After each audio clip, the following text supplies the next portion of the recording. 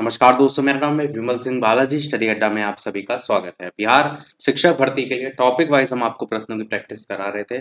इससे पहले हमने जो आपका टॉपिक देखा था, अलग से आप प्लेलिस्ट में जाकर सारे देख सकते हैं। सब टॉपिक कंप्लीट करा दिए। बिहार जीके से पहले देखा था, वो आपको साइड में आई बटन में हम आपको लिंक भी दे देंगे, वहां से भी आप देख सकते हैं।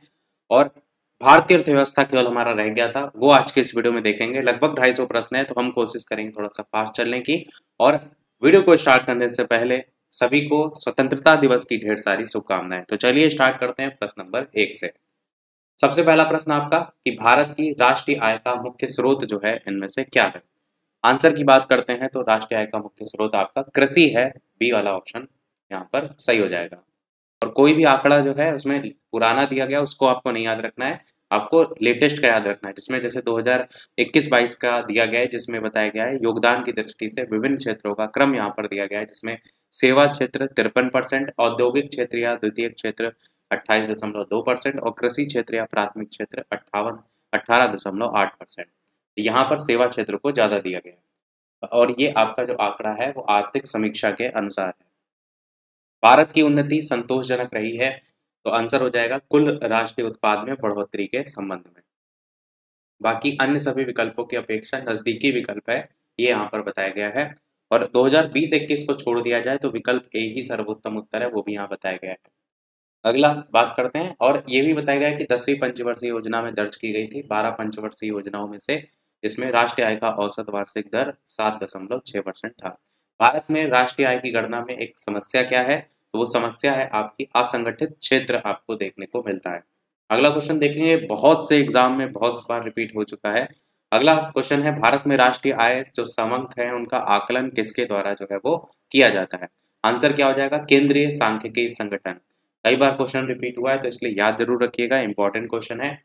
तो केंद्रीय सांख्यिकी संगठन की अगर बात करते हैं तो वर्तमान में राष्ट्रीय आय का आधार वर्ष क्या है, ये क्वेश्चन बनेगा तो 2011-12 आप पॉइंट को याद रख सकते हैं। आर्थिक विकास का सबसे अच्छा सूचकांक किसके द्वारा प्रदान किया जा सकता है, तो ये प्रति वर्ष प्रति व्यक्ति जो वास्तविक आय में वृद्धि है, ये आपका सबसे अच्छा सूचकांक आर्थिक विकास की दृष्टि से हो जाएगा। भारत में औद्योगिक क्षेत्र की उपलब्धता को मापने के लिए इनमें से कौन सी संस्था औद्योगिक उत्पादन के सूचकांक को जारी करती है, तो कौन करता है, राष्ट्रीय सांख्यिकी संगठन जो है वो कार्यालय के द्वारा किया जाता है। पहले सीएसओ जारी करता था, अब एनएसओ और आर्थिक सांख्यिकी विभाग के द्वारा जारी किया जाता है। यहाँ पर इनमें से एक से अधिक या इनमें से एक कोई नहीं वाला ऑप्शन हो जाएगा। बिहार का प्रति व्यक्ति शुद्ध राज्य घरेलू उत्पाद स्थिर कीमतों पर देश की तुलना में कम है। 2018-19 में ये कितना था, तो 33% था राष्ट्रीय औसत का। और अगर बात करते हैं 2021-22 के अनुसार, तो बिहार का प्रति व्यक्ति शुद्ध राज्य घरेलू उत्पाद स्थिर कीमतों पर 2018-19 में 29,092 है, जबकि राष्ट्रीय स्तर पर ये 92,241 है। बाकी नीचे आंकड़े दिए 2019-20 के ही दिए गए, 20-21 में भी दिया गया है कि प्रति व्यक्ति आय 30,621 रुपए थी और 31,017 रुपए जो है वो थी। भारत को एक अल्प विकसित देश कहा जाता है क्योंकि कारण है आपका दूसरा तीसरा चौथा तीनों, यानी कि तीव्र गति से जनसंख्या में वृद्धि एक रीजन है जिसके कारण अल्प विकसित देश कहा जाता है। कृषि पर बहुत ज्यादा निर्भरता है और औद्योगिक उन्नति जो है उसकी मंद गति है। तो ये 3 कारण हैं मेजर। कृषि को यहाँ पर एक अपवाद स्वरूप के रूप में बताया गया है, क्योंकि कृषि तो आपका सहायता करती है वैसे भी। अगला क्वेश्चन है, भारत में आर्थिक विकास अवरुद्ध रहा है मुख्यतः, तो ये सभी कारण हो जाएंगे अकुशल कृषि व्यवस्था के कारण, अनियमित औद्योगिकीकरण के कारण, पाश्चात्य सामाजिक अभिवृद्धि के कारण। अगला है, हिंदू वृद्धि दर किससे संबंधित है, तो ये जीडीपी से संबंधित है आपका। और प्रोफेसर राजकृष्ण ने 1981 में हिंदू वृद्धि दर का सबसे पहले प्रयोग जो है वो किया था, और ये जीडीपी से संबंधित है। भारत में सीमांत कृषि भूमि जोत का आकार कितना होता है, तो ये आपका 1 हेक्टेयर से कम होता है। अगर बात करते हैं टाइप्स की, तो ये ध्यान रखिएगा कि सीमांत कृषि जोत भूमि में जो होता है वो 1 हेक्टेयर से कम, छोटी जोत में 1 से 2 हेक्टेयर, अर्ध मध्यम जोत में 2 से 4 हेक्टेयर, मध्यम जोत में 4 से 10 हेक्टेयर और बड़ी जोत में 10 हेक्टेयर से अधिक। अगला है, बिहार में कृषि भूमि है उसकी जोतों का औसतन आकार दूसरे राज्यों की तुलना में है कितना, तो न्यूनतम से द्वितीय नंबर पर आपको देखने को मिलता है। और यहाँ पर वैल्यू भी दे रखी है 0.38। भारत में न्यूनतम समर्थन मूल्य का निर्धारण कौन करता है? अच्छा क्वेश्चन है। कृषि लागत और मूल्य आयोग जो है इसका निर्धारण करता है। 1985 में कृषि मूल्य आयोग का नाम बदल करके कृषि लागत और मूल्य आयोग कर दिया गया था। मुख्यालय इसका नई दिल्ली में स्थित है। भारत में अर्ध शोधन निवारण अधिनियम कब से लागू हुआ था? 2005 में इसे लागू जो है वो किया गया था। संशोधित रूप 2009 में जो है आपका आया था, और फिर से 2012 के रूप में ये संशोधित अधिनियम के रूप में आया था, जिसको 2013 में लागू किया गया था। ट्रिम्स पूछा गया है, क्या होता है ट्रिम्स? फॉर्म ट्रिम्स की होती है ट्रेड रिलेटेड इन्वेस्टमेंट मेजर्स करके, व्यापार संबंधित निवेश उपाय, विश्व व्यापार संगठन से संबंधित है। भारत सरकार ने अखिल भारतीय थोक कीमत सूचकांक के लिए आधार वर्ष 2004 से 5 4 से 5 जो था उसको बदल करके क्या कर दिया, तो 11 से 12 ये आधार वर्ष हो गया है। यही क्वेश्चन आपने ऊपर भी देखा था, तो ध्यान रखिएगा। भारत के किस राज्य की वर्तमान मूल्यों पर नवीनतम प्रति व्यक्ति आय सबसे कम है? तो बिहार में सबसे कम है अकॉर्डिंग टू राज्य। और कितनी आय है वो भी यहाँ पर दी गई है, 46,292 करके अनुमानित लिखा है। अलग अलग रिपोर्ट के अकॉर्डिंग अलग अलग है। बिहार में नवीनतम वार्षिक प्रति व्यक्ति बिजली का उपभोग कितना है? तो ये आपका न्यूनतम पहला ऑप्शन यहाँ पर जो है वो सही होगा। बाकी अगर किलोवाट में बात करते हैं तो 350 किलोवाट प्रति घंटा है 2020-21 रिपोर्ट के अकॉर्डिंग।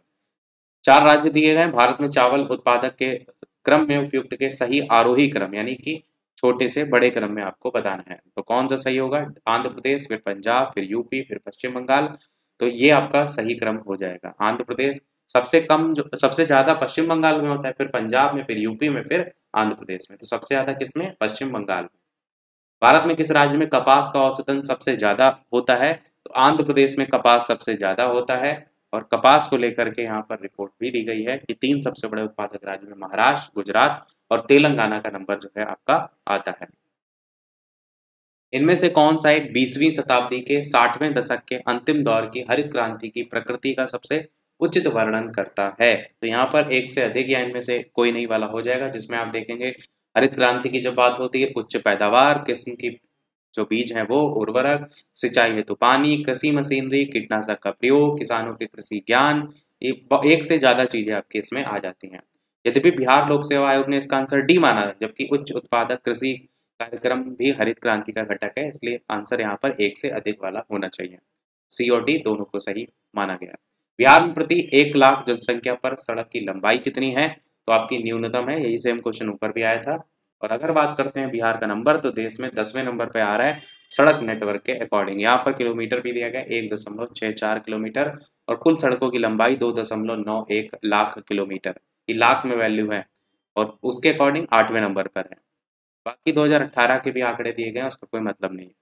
इनमें से कौन सा उपागम है जो प्रोफेसर अमृत सेन से संबंधित है? तो सक्षमता उपागम 1980 के दशक में आपका ये आया था, और अमृत सेन जो है इस दृष्टिकोण के प्रमुख अर्थशास्त्री थे। इन्होंने कल्याणकारी अर्थशास्त्र के लिए 1998 में अर्थशास्त्र का नोबेल पुरस्कार भी जीता था। ये सत्य होगा कि भारत को परिभाषित किया जाए किसके रूप में? तो आप कहेंगे ये आपका एक श्रम आधिक्य वाली अर्थव्यवस्था के रूप में जो है भारत को परिभाषित किया जाए। अगला क्वेश्चन आपका, भारत के सकल घरेलू उत्पाद में अगर बात करें तो कृषि और उससे संबंधित जो प्रक्षेत्र है उसका अंश जो है वो कितना है? तो कितना अंश आपको देखने को मिल रहा है यहाँ पर? तो 15% आपको देखने को जो यहाँ पर मिल रहा है। प्रश्न काल में विकल्प डी सही था। और आर्थिक समीक्षा 2021-22 के रिपोर्ट के अकॉर्डिंग अगर बात करते हैं तो कृषि की भागीदारिता 18.8% आपको देखने को मिल रही है। और वर्ल्ड बैंक के अकॉर्डिंग 2019 में कृषि में श्रम शक्ति का नियोजन लगभग 42% था। तो ये 3 अलग अलग आधार दिए गए, आपको 2021-22 वाला आंकड़ा ये जो है वो याद रखना है। ऑप्शन के अकॉर्डिंग 15 पर वैसे 18.8।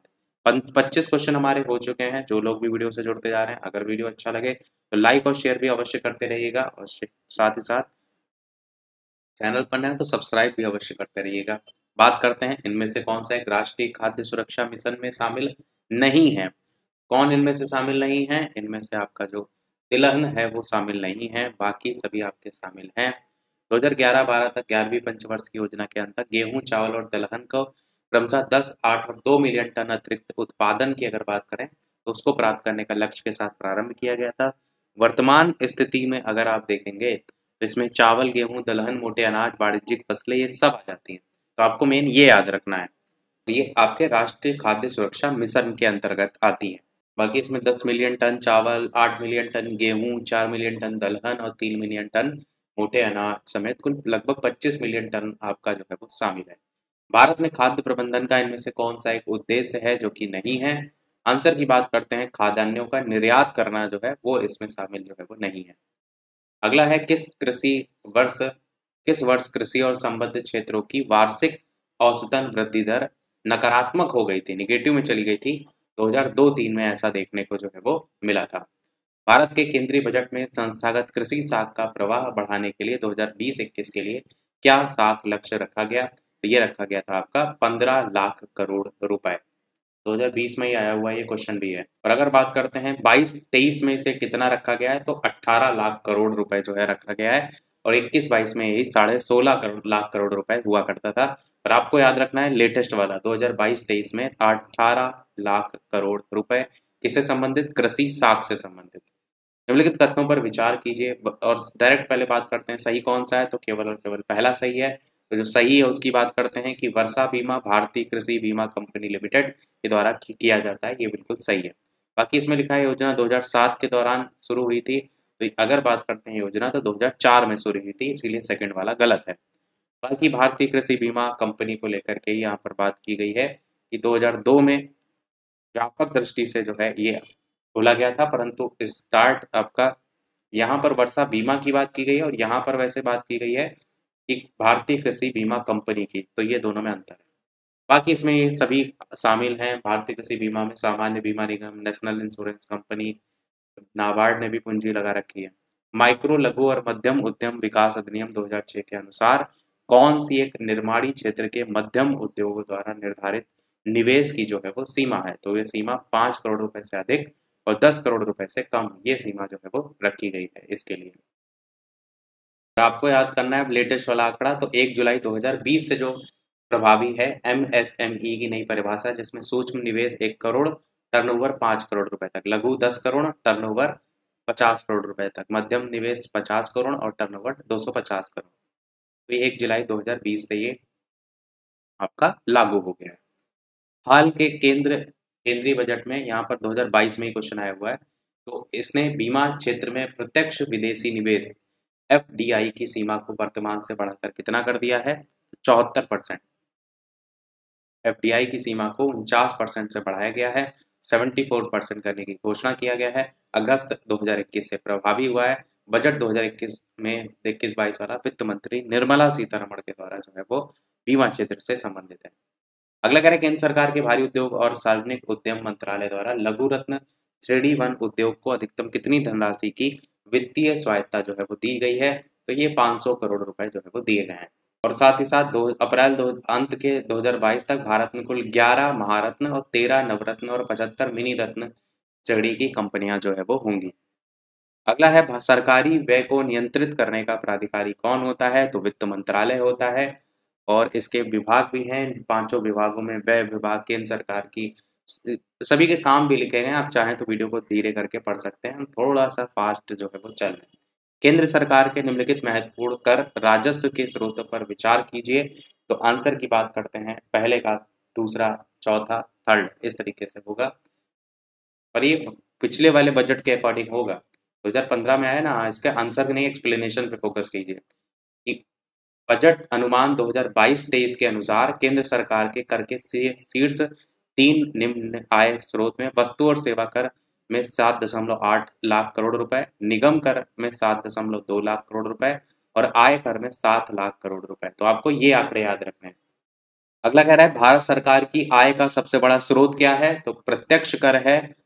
और अगर यहाँ पर देखेंगे 2022-23 में, तो कुल बजट में प्रत्यक्ष कर जो है उसका हिस्सा 51.49 है 2022-23 के आंकड़ों में, और अप्रत्यक्ष का हिस्सा 48.51 है। तो यहाँ पर भी ज्यादा ही आपको देखने को मिल रहा है।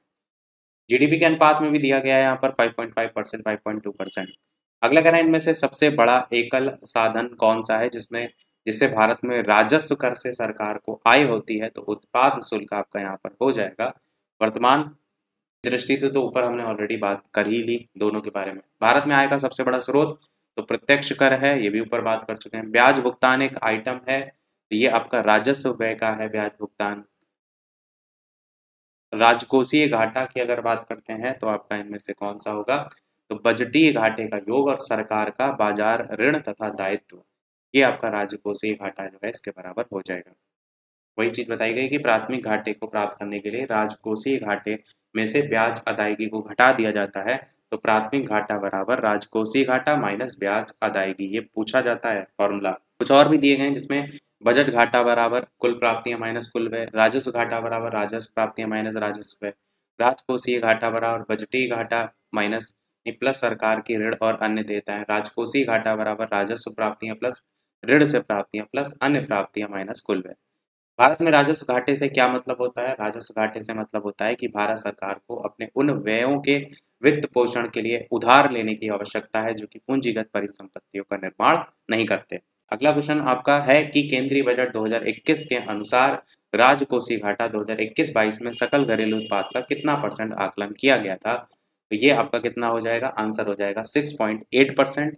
और अगर बात करते हैं 2021-22 के अकॉर्डिंग तो 6.8 या 6.9% अनुमानित है, जबकि वर्ष 2022-23 के लिए 6.4% अनुमानित है। ये ध्यान रखिएगा कि राजकोषीय घाटा सकल घरेलू उत्पाद का 6.8% अनुमानित था। बजट 2022-23 के अनुसार 21-22 का संशोधित अनुमान लगाया गया था 6.9 का, और 2022-23 के लिए अनुमानित था 6.4 का, और ये जो ओवरऑल आपका है 6.8 का। प्रभावी राजस्व घाटा किस केंद्रीय बजट में पेश किया गया? 2011-12 में। अगला कह रहा है कि संशोधित मूल्य वर्धित कर का संबंध किससे है? उत्पाद कर से है आपका संशोधित मूल्य वर्धित कर का संबंध। बाकी इसको लागू कब किया गया था उसको लेकर के सन भी यहाँ पर दिया गया है। भारत में सेवा कर किस वर्ष प्रारंभ किया गया था? तो ये आपका 1994 से 95 के बीच में प्रारंभ किया गया था। सेवा कर एक आपका अप्रत्यक्ष कर है, इसे चलैया समिति की संस्तुति पर जो है वो लाया गया था, और चलैया समिति आपने देखा कितना ज्यादा पूछा जाता है। अगर बात करते हैं 2003 में तो 92वां संविधान संशोधन द्वारा 268A संविधान में शामिल किया गया, वर्तमान में ये जीएसटी में शामिल हो गया, वो भी यहाँ बताया गया। अगला क्वेश्चन आपका है कि एक तरफ नीतियां दे रखी हैं और एक तरफ वर्ष दिए गए हैं। आपका डायरेक्ट आंसर की बात करते हैं, जिसमें राष्ट्रीय कृषि नीति सन 2000, समुद्रीय मत्स्य नीति आपका 2004, नवीन विदेशी व्यापार नीति 2014, सातवां वित्तीय आयोग 1978, इस तरीके से सन सभी हो जाएंगे। अगला है क्वेश्चन, आपको सही मिलान करना है। यहाँ भी डायरेक्ट आंसर की बात करते हैं। ओपन जनरल लाइसेंस विदेशी व्यापार में, ट्राइसम जो है वो रोजगार से संबंधित है, थोक मूल्य सूचकांक मुद्रास्फीति से संबंधित, नकदी रिजर्व अनुपात ऋण नियंत्रण से संबंधित। भारत में बजट घाटे को पूरा करने की जो तदर्थ ट्रेजरी बिल है प्रणाली उसको समाप्त कर दिया गया। कब किया गया? 31 मार्च 1997 को, और इसके स्थान पर अर्थोपाय अग्रिम की योजना को लागू किया गया है। अगला कह रहे भारत में मध्य अर्धशतक में अपनाए गए महान लोबिस मॉडल का उद्देश्य इनमें क्या था? तो भारी उद्योग की स्थापना करना जो कि पूंजी सघन थे, ये आपका पीसी महान लोबिस मॉडल पर बेस्ड था। 4 क्षेत्रीय मॉडल था उस पर आधारित। बाकी मॉडल में 4 पॉइंट भी दिए गए हैं, वो भी आप देख सकते हैं। संविधान के अनुच्छेद 113 के अनुसार वार्षिक बजट में कितनी अनुदान की मांगे संसद में पेश की जाती हैं? तो आपका इनमें से एक से अधिक हो जाएगा, जिसमें आप देखेंगे तो कुल 102 मदों की मांग की गई है 2022-23 में। तो आपको बस इतना याद रखना है, लेटेस्ट वाला 102 मदों की मांग जो है वो की गई है। भारत में योजना आयोग की स्थापना किस वर्ष जो है आपकी हुई थी? 50 क्वेश्चन हमने कंप्लीट कर लिए, और कोशिश हम ये कर रहे हैं कि कोई भी चीज आपकी छूटे ना, और साथ ही साथ कम से कम समय में ज्यादा क्वेश्चन करा सकें, ये मेन उद्देश्य लेके चल रहे हैं। जो भी लोग वीडियो से जुड़ते जा रहे हैं, अगर वीडियो अच्छा लगे तो लाइक और शेयर जरूर करते रहिएगा। बात करते हैं हमारे अगले प्रश्न की। भारत में योजना आयोग की स्थापना किस वर्ष जो है वो हुई थी? तो बात करते हैं आंसर की, 1950 में हुई थी। और योजना आयोग की बात करते हैं तो प्रधानमंत्री इसके अध्यक्ष होते हैं, बता चुके हैं। 1 जनवरी 2015 से आपका योजना आयोग की जगह आ चुका है नीति आयोग। नीति आयोग की फुल फॉर्म होती है national institution for transforming India. NITI Aayog के अध्यक्ष भी भारत के प्रधानमंत्री ही होते हैं। अगला देखते हैं कि इनमें से कौन आपसे पूछा गया है राष्ट्रीय विकास परिषद का हिस्सा जो है वो आपका नहीं है। यहाँ पर ये सभी ऑप्शन दिए गए, पर आंसर इनमें से एक से अधिक या एक कोई नहीं वाला ऑप्शन होगा। तो बात करते हैं कौन सा यहाँ पर होगा। तो यहाँ पर आप देखेंगे 1 जनवरी 2015 से योजना आयोग के स्थान पर नीति आयोग आया। उस समय योजना आयोग और राष्ट्रीय विकास परिषद एक दूसरे से संबंधित थे, क्योंकि योजना आयोग जो है उसके रिपोर्टों के आधार पर ही अनुमोदन और क्रियान्वयन जो है राष्ट्रीय विकास परिषद के द्वारा किया जाता है, जबकि वर्तमान में नीति आयोग के पास स्वयं अपनी गवर्निंग काउंसिल है। इसलिए राष्ट्रीय विकास परिषद और नीति आयोग के मध्य संबंधों का वर्तमान परिप्रेक्ष्य में व्याख्या करना ही संभव नहीं है, इसीलिए इनमें से कोई नहीं दिया गया। अगला कह रहा है भारत सरकार ने नीति आयोग जो कि आर्थिक नीति निर्धारण का चिंतन समूह है, इसमें नीति की पूर्ण फुल फॉर्म पूछी गई है तो कौन सी हो जाएगी, आपकी बी वाली हो जाएगी, national institution for transforming India. Full form तो ऊपर भी आई थी, वहां भी बताई थी हमने। अगला क्वेश्चन आपका कि भारतीय योजना आयोग के पदेन अध्यक्ष तो बता चुके हैं प्रधानमंत्री। अगला क्वेश्चन नीति आयोग अस्तित्व में कब आया तो बता चुके हैं 1 जनवरी 2015। अगला कह रहा है आपका समुदाय विकास कार्यक्रम का क्या उद्देश्य है, तो इसका उद्देश्य एक से अधिक हो जाएगा, जिसमें आप देखेंगे तो 2 अक्टूबर 1952 को स्टार्ट किया गया था। कृषि कार्यक्रम और संचार की प्रणाली में सुधार के साथ साथ ग्रामीण स्वास्थ्य है, स्वच्छता है, ग्रामीण शिक्षा में पर्याप्त वृद्धि है, सामुदायिक विकास कार्यक्रम को लागू करना है, मतलब एक से ज्यादा वर्क है। अगला क्वेश्चन कह रहा है छठी पंचवर्षीय योजना के दौरान इनमें से कौन सा कार्यक्रम शुरू किया गया था, तो ये शुरू किया गया था एकीकृत ग्रामीण विकास। तो ऐसे भी पूछा जा सकता है, 2019 में देखिए आया हुआ है क्वेश्चन। 1999 में से स्वर्ण जयंती स्वरोजगार योजना में बाद में मिला दिया गया था। अंत्योदय कार्यक्रम सबसे पहले कौन से राज्य में शुरू किया गया था, तो राजस्थान में सबसे पहले इसको शुरू किया गया था अंत्योदय कार्यक्रम। अगला क्वेश्चन राष्ट्रीय नियोजन में रोलिंग प्लान, ये पूछा जाता है काफी, रोलिंग प्लान की अवधारणा लागू की गई थी तो जनता सरकार के द्वारा इसको लाया गया था। और एक पुस्तक है Indian economic in its broader setting plan, इसी में रोलिंग प्लान है उसकी जो अनुशंसा है उसको लेकर के बात की गई है। जनता पार्टी 1978-80 में इसके द्वारा लागू किया गया था। चल योजना के बारे में इनमें विचार करना है तो डायरेक्ट आप देखते हैं आंसर, तो डी वाला सही है, यानी कि आपका पहला दूसरा तीसरा चौथा चारों सही हैं। तो बात करते हैं चारों पॉइंट हैं क्या। जैसे चालू वर्ष की अगर बात करें तो उसके लिए एक योजना जिसमें वार्षिक बजट शामिल होता है, एक योजना जो 3, 4 या 5 वर्षों के लिए निर्धारित होती है, एक ये अर्थव्यवस्था की आवश्यकता अनुसार प्रतिवर्ष संशोधित होती है, और 10, 15 अथवा 20 वर्षों के लिए एक सापेक्ष योजना, तो ये सभी के सभी सही। चल योजना रोलिंग प्लान इसी को ही कहते हैं। भारत में योजना अवकाश की अवधि जो है वो कितनी थी, 1966 से 1969 आपका सही हो जाएगा, और इसका समय ध्यान रखिएगा 1966 से 69 को योजना अवकाश प्लान हॉलिडे कहा जाता है। अगला है आपका 11वीं पंचवर्षीय योजना का उद्देश्य क्या था, समाविष्ट आर्थिक वृद्धि, आपका ऑप्शन यहाँ पर जो है वो सही हो जाएगा। अगला है यहाँ पर सही मिलान करना है, कौन से वर्ष में क्या देखने को मिला, तो सही मिलाने की डायरेक्ट बात करते हैं। इसमें दिखा है भारतीय निर्यात आयात बैंक अधिनियम 1981 के अंतर्गत 1982 में स्थापित भारतीय निर्यात आयात बैंक एक्जिम बैंक देश की एक शीर्ष वित्तीय संस्था है। भारतीय औद्योगिक विकास बैंक आईडीबीआई का गठन भारतीय औद्योगिक विकास बैंक अधिनियम 1964 के तहत एक वित्तीय संस्था के रूप में हुआ था, और भारत सरकार द्वारा इसे 22 जून 1964 की अधिसूचना के द्वारा जो है 1 जुलाई 1964 से अस्तित्व में आई थी। भारतीय औद्योगिक ऋण और निवेश निगम आईसीआईसीआई की स्थापना की बात करें तो 1955 में निजी क्षेत्र के उद्योगों को ऋण प्रदान करना के लिए आई थी, और लास्ट में आपका औद्योगिक और वित्तीय पुनर्निर्माण बोर्ड की स्थापना जनवरी 1987। तो इन्हीं का ही चारों का सही मिलान था, जिसमें एक तरफ सारे नाम लिखे हैं, एक तरफ सारे वर्ष लिखे हुए हैं।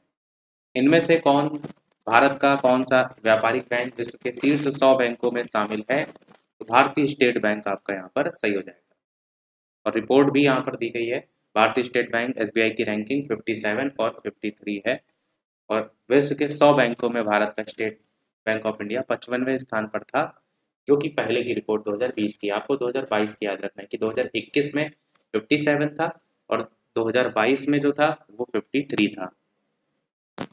12वीं पंचवर्षीय योजना के दौरान कृषि और सहायक क्षेत्र के लिए इनमें से आपसे कह रहा है किस एक औसत वार्षिक विकास दर का लक्ष्य जो है वो रखा गया था। तो कितना लक्ष्य रखा गया था, ये आपका 4.0% आपका यहाँ पर सही हो जाएगा।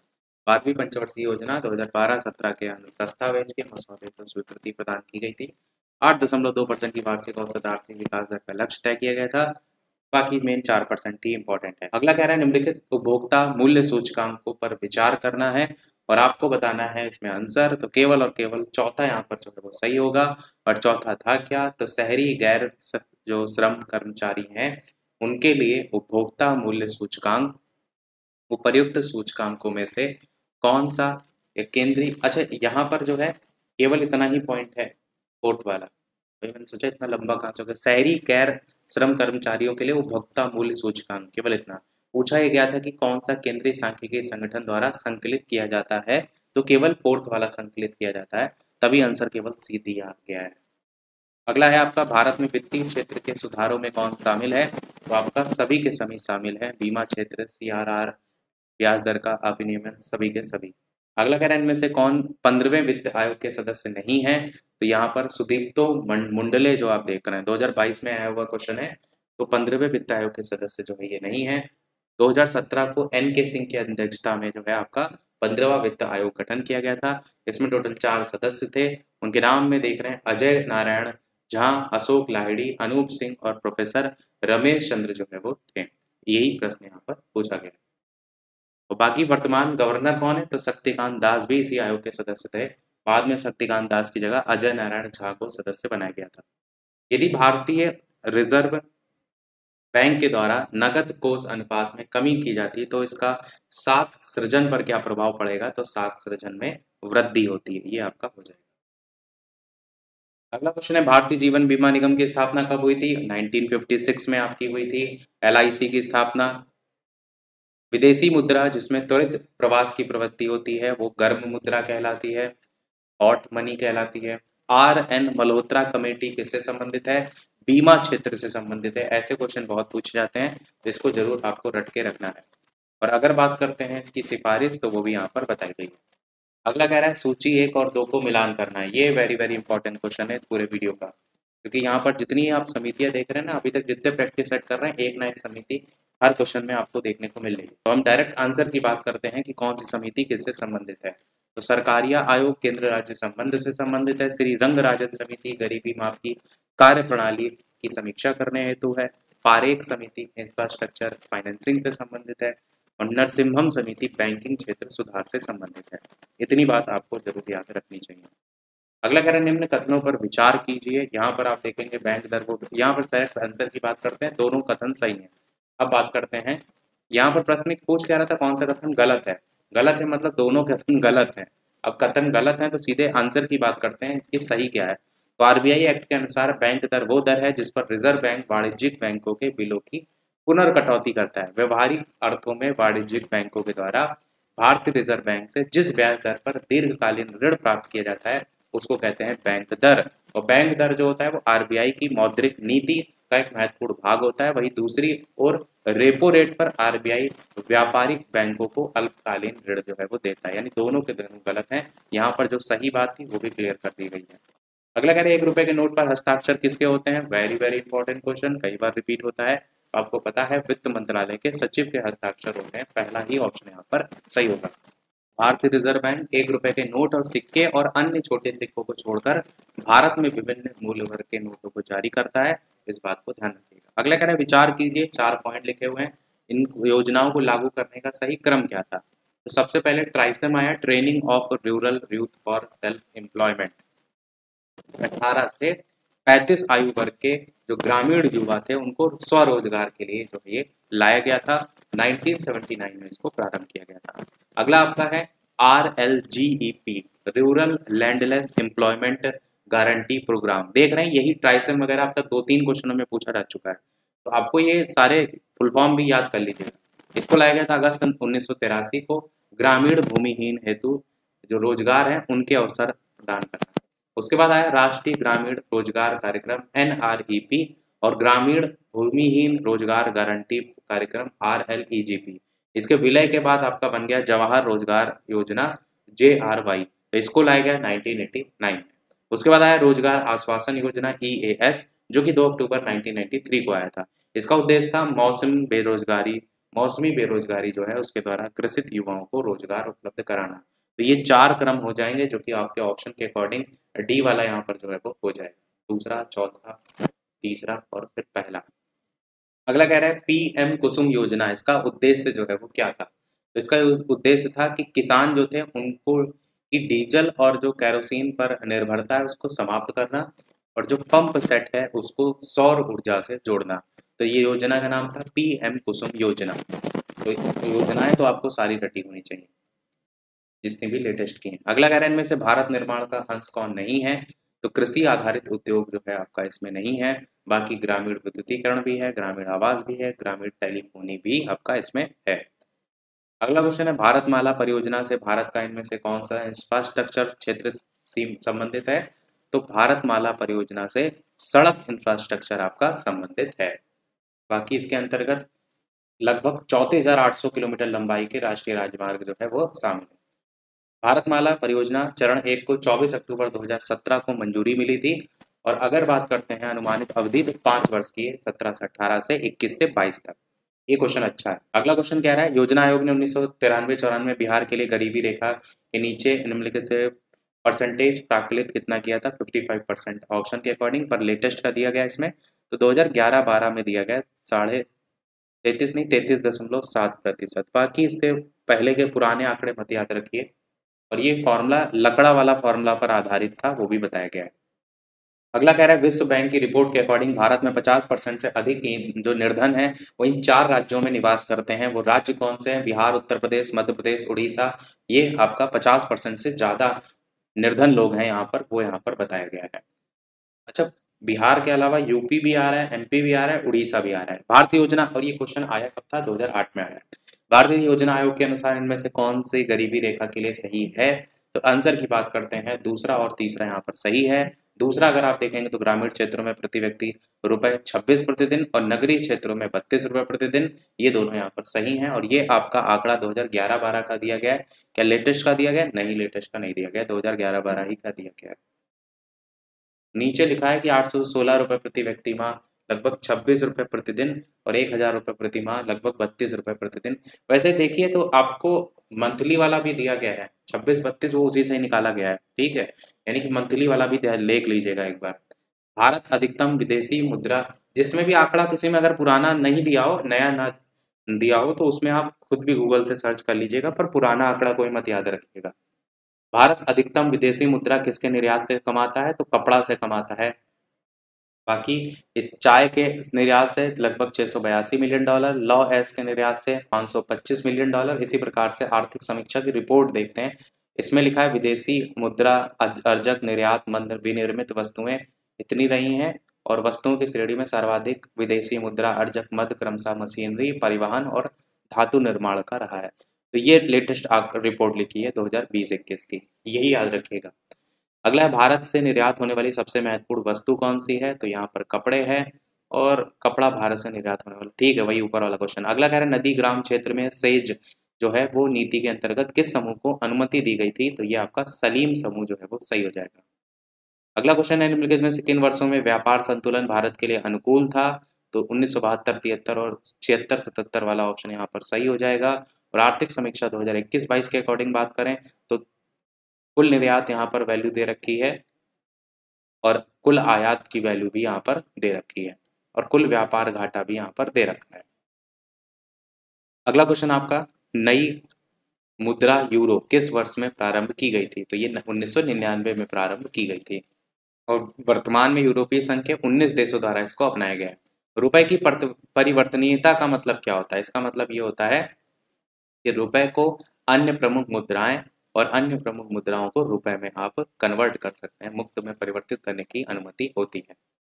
अगला क्वेश्चन आपका है, इतना लंबा एक्सप्लेनेशन है, वर्तमान में पूंजी खाते पर परिवर्तनीयता नहीं है, यह तथापि विभिन्न पूंजी व्यवहारों के संदर्भ में रिजर्व बैंक अत्यंत ही उदारवादी नीति अपना रहा है, ये भी यहाँ पर लिखा गया है। भारत सरकार के कुल विद्युत उत्पादन में जल विद्युत का कितना योगदान है? तो अप्रैल 2022 के आंकड़ों के अनुसार ये आपका 11.7% है, और जल विद्युत का योगदान अगर मेगावाट में बात करेंगे तो 46,723 मेगावाट है। अगला क्वेश्चन, राष्ट्रीय जलमार्ग 1 किसको किससे जोड़ता है? तो ये आपका हल्दिया से इलाहाबाद जो है इसको जोड़ने का काम जो है वो करता है। और राष्ट्रीय राजमार्ग अधिनियम 2016 के द्वारा कुल 11 जलमार्गों को राष्ट्रीय राजमार्ग घोषित किया गया है। 2016 की रिपोर्ट है। भारत में वर्तमान में कुल 5 राष्ट्रीय जलमार्ग प्रचालन में हैं। अगला क्वेश्चन, भारत में किस क्षेत्र में प्रत्यक्ष विदेशी निवेश इक्विटी प्रवाह सबसे ज्यादा है? तो सबसे ज्यादा सेवा क्षेत्र में है। और 2020-21 में अगर बात करते हैं तो सर्वाधिक प्रत्यक्ष विदेशी निवेश कंप्यूटर, सॉफ्टवेयर और हार्डवेयर क्षेत्र में है। उसके बाद सेवा क्षेत्र आता है, मतलब सेवा क्षेत्र में नहीं है। 2020-21 के अकॉर्डिंग कंप्यूटर, सॉफ्टवेयर और हार्डवेयर में पहला है, उसके बाद सेवा का नंबर आता है। इनमें से भारत का कौन सा औद्योगिक या आर्थिक गलियारा जापान के सहयोग से विकसित किया जा रहा है? तो आपका यहाँ पर दिल्ली मुंबई गलियारा वाला ऑप्शन सही हो जाएगा, जो जापान के सहयोग से विकसित किया गया। 2006 में इसको लेकर समझौता हुआ। भारतीय रिजर्व बैंक के वर्तमान गवर्नर पूछा गया है। तो वर्तमान में गवर्नर की अगर बात करते हैं तो शक्तिकांत दास जो है वो वर्तमान में गवर्नर है। 2018 से जो है ये बनाए गए। बाकी से पहले के कोई मतलब नहीं, वर्तमान पूछा जाता है। विश्व बैंक के नवीनतम विकास प्रतिवेदन के अनुसार भारतीय अर्थव्यवस्था की स्थिति कैसी रही है? तो 5वीं बड़ी अर्थव्यवस्था। और अगर देखते हैं लेटेस्ट के अकॉर्डिंग तो भारत 6वें नंबर पे है विश्व की 10 अर्थव्यवस्थाओं में। भारत की 5 बड़ी अर्थव्यवस्थाओं में, भारत से बड़ी 5 अर्थव्यवस्थाओं में संयुक्त राज्य अमेरिका, चाइना, जापान, जर्मनी और यूके का नंबर आता है। अगला कह रहा है G15 क्या है? G15 आपका है विश्व के विकासशील देशों का संगठन। स्थापना इसकी हुई थी 1989 में, यूगोस्लाविया में हुई थी इसकी स्थापना। और बाकी कुछ नहीं। अगला, इन देशों में कौन सा एक देश है जो G8 समूह का सदस्य देश नहीं है? स्पेन इसमें जो है वो नहीं है। और अगर बात करते हैं तो प्रारंभ में इसमें G7 नाम था, फिर इसे G8 के नाम से जाना जाने लगा। वर्तमान में रूस की सदस्यता निलंबित हो गई, इसलिए फिर से इसको G7 कहा जाने लगा। रूस इसमें शामिल हुआ था, फिर उसके बाद उसकी सदस्यता रद्द होने के बाद फिर से जो है ये G7 कहा जाने लगा। आसियान किसके लिए है? आसियान जो है association of south east Asian Nations जो है, इसकी ये फुल फॉर्म है दक्षिण पूर्व एशियाई राष्ट्रों का संघ। भारतीय विकास फोरम पहले जाना जाता था तो भारतीय सहायता क्लब के नाम से जाना जाता था। वर्तमान में बिहार में संपत्ति का मुख्य स्रोत क्या है? तो ऑप्शन के अकॉर्डिंग खनिज संपदा। वर्तमान में भी बिहार राज्य में आय का स्रोत कृषि लिखा हुआ है, तो ये आप ध्यान रखिएगा वर्तमान के आधार पर। फोर्ब्स पत्रिका के अनुसार 2007 का पूछा गया सबसे धनी व्यक्ति, तो वॉरेन बफेट। और अगर बात करते हैं 2022 की में, तो फोर्ब्स पत्रिका की 36 वार्षिक अरबपतियों की सूची में एलन मस्क, जो कि स्पेस एक्स और टेस्ला के मालिक हैं, 219 बिलियन डॉलर के साथ पहले नंबर पर हैं। तो आपको एलन मस्क याद रखना है, ट्विटर भी खरीद लिया था इन्होंने। 101 प्रश्न पर हम पहुंच गए हैं। वीडियो लाइक शेयर करते रहिएगा जो भी लोग वीडियो से जुड़ते जा रहे हैं। 2006-07 में बिहार का विकासात्मक व्यय इसके कुल व्यय का कितना था? तो यहाँ पर आपको लेटेस्ट का देखिए दे रखा है। 2021-22 बजट अनुमान में 69.8% था, और बजट 2023 में विकासात्मक व्यय का ये अनुमान 67.37 था, और शेष 32.63 जो है वो गैर विकासात्मक व्यय था। ये क्वेश्चन इससे मिलता जुलता भी ऊपर भी आया था। अगला कह रहा है भारत की कुल जनसंख्या कितनी है? तो भारत की कुल जनसंख्या यहाँ पर आप देखेंगे तो दे रखी है 2011 के आंकड़ों के अनुसार। ये वाला आंकड़ा ये है जिसमें पुरुषों की अलग दी है, महिलाओं की अलग दी है। और भारत का जनसंख्या घनत्व है 382 प्रति व्यक्ति प्रति वर्ग किलोमीटर, और लिंगानुपात भारत का है 943 प्रति हजार पुरुषों पर महिलाओं की संख्या। अगला है जनगणना 2011 के अनुसार, 2001 के अनुसार 11 नहीं, भारत में जनसंख्या का घनत्व कितना था? तो 2001 के अनुसार 324 था, और जनघनत्व 382 ये 2011 की जनगणना के अनुसार था। दोनों में अंतर याद रखिएगा। प्रीवियस ईयर देखिए करने से समझ में आ रहा है कि कहाँ कहाँ से क्वेश्चन आते हैं। तो 2011 की जनगणना से क्वेश्चन आ रहे हैं, इसलिए आपको ध्यान देना है। बाकी यहाँ पर 2011 के अनुसार 382 था वो लिखा हुआ है, और 2001 के अनुसार 324 था वो यहाँ पर लिखा हुआ है। अगला, तो भारत की जनसंख्या घनत्व का आंकड़ा संशोधित होकर 325 हो गया है 2001 में। ये क्या लिखा है मतलब, आप ऊपर वाला पॉइंट याद रखिएगा। भारतीय जनगणना 2011 के अनुसार निम्न राज्यों में से किस एक में जनसंख्या का घनत्व सबसे ज्यादा है? तो बिहार में सबसे ज्यादा है, ये बिल्कुल सही है। केरल में 860 है, हरियाणा में 573 है, बिहार में सबसे ज्यादा है 1106, यूपी में 829 है। 2001 की जनगणना के अनुसार बिहार भारत का कितने नंबर वाला जनसंख्या वाला राज्य है? तो तीसरे नंबर पर बिहार का नंबर आता है। और बाकी अगर पहले, दूसरे, तीसरे, चौथे की बात करें तो यूपी, फिर महाराष्ट्र, फिर बिहार, फिर पश्चिम बंगाल, ये 4 आपको देखने को मिलते हैं, जिसमें बाहर इधर 2001 और इधर बाहर साइड 2011, दोनों की जनसंख्या लिखी भी हुई है। 2001 की जनगणना के अनुसार बिहार की जनसंख्या का कितने परसेंट बिहार राज्य में निवास करती है? तो 8% आपका यहाँ पर सही होगा। भारत की जनसंख्या का कितने परसेंट बिहार राज्य में निवास करती है, ये पूछा गया था। और अगर यही 2011 की जनगणना के अनुसार बात करते हैं तो ये कोई क्वेश्चन पुराने नहीं होते हैं, जनगणना अभी तक यही चल रही है, तो ये क्वेश्चन आपके कोई पुराने नहीं है, आंकड़े नए पुराने इसमें दोनों एक जैसे हैं। तो यहाँ पर अगर बात करते हैं तो 8.60% जनसंख्या बिहार में निवासित है 2011 की जनगणना के अनुसार। अगला क्वेश्चन देखते हैं कि 2001 की जनगणना के अनुसार बिहार राज्य की कुल जनसंख्या है कितनी? तो पहला ऑप्शन 82, 99, 8509, ऐसा लग रहा है मोबाइल नंबर लिखा हुआ है, वो आप यहाँ पे ऊपर वैल्यू तो लिखी भी थी ना, 82, 99, 8509, ये 2001 के अनुसार है। और यही अगर आप 2011 की जनसंख्या पूछ ले तो 104, 099, 452। देखिए 2011 में क्वेश्चन में सीधे जनसंख्या ही पूछ ली गई है, तो आप सोचें कि खाली परसेंटेज पूछेगा, तो ऐसा नहीं है। तो इसलिए ये 2001 वाला है आंकड़ा और ये 104 वाला है, 2011 वाला है, दोनों एक बार देख लीजिएगा। अगला कह रहा है इनमें से किस राज्य में अनुसूचित जाति के लोगों की संख्या सबसे ज्यादा है? यूपी में सबसे ज्यादा है। और उसके बाद अगर बात करते हैं ऑप्शन के अकॉर्डिंग तो बिहार का नंबर देखने को मिलेगा, उसके बाद यूपी का में सबसे ज्यादा है, पश्चिम बंगाल में सेकंड नंबर पे है, फिर पंजाब। बिहार जो है ऑप्शन के अकॉर्डिंग थर्ड नंबर पे आ रहा है, सामने लिखा भी हुआ है ना कितने लोग हैं। शिशु मृत्यु दर क्या होती है? शिशु मृत्यु दर होता है आपका कि हर 1000 जीवित जन्मों में से अपने पहले जन्मदिन से पहले मरने वाले बच्चों की संख्या का अनुपात।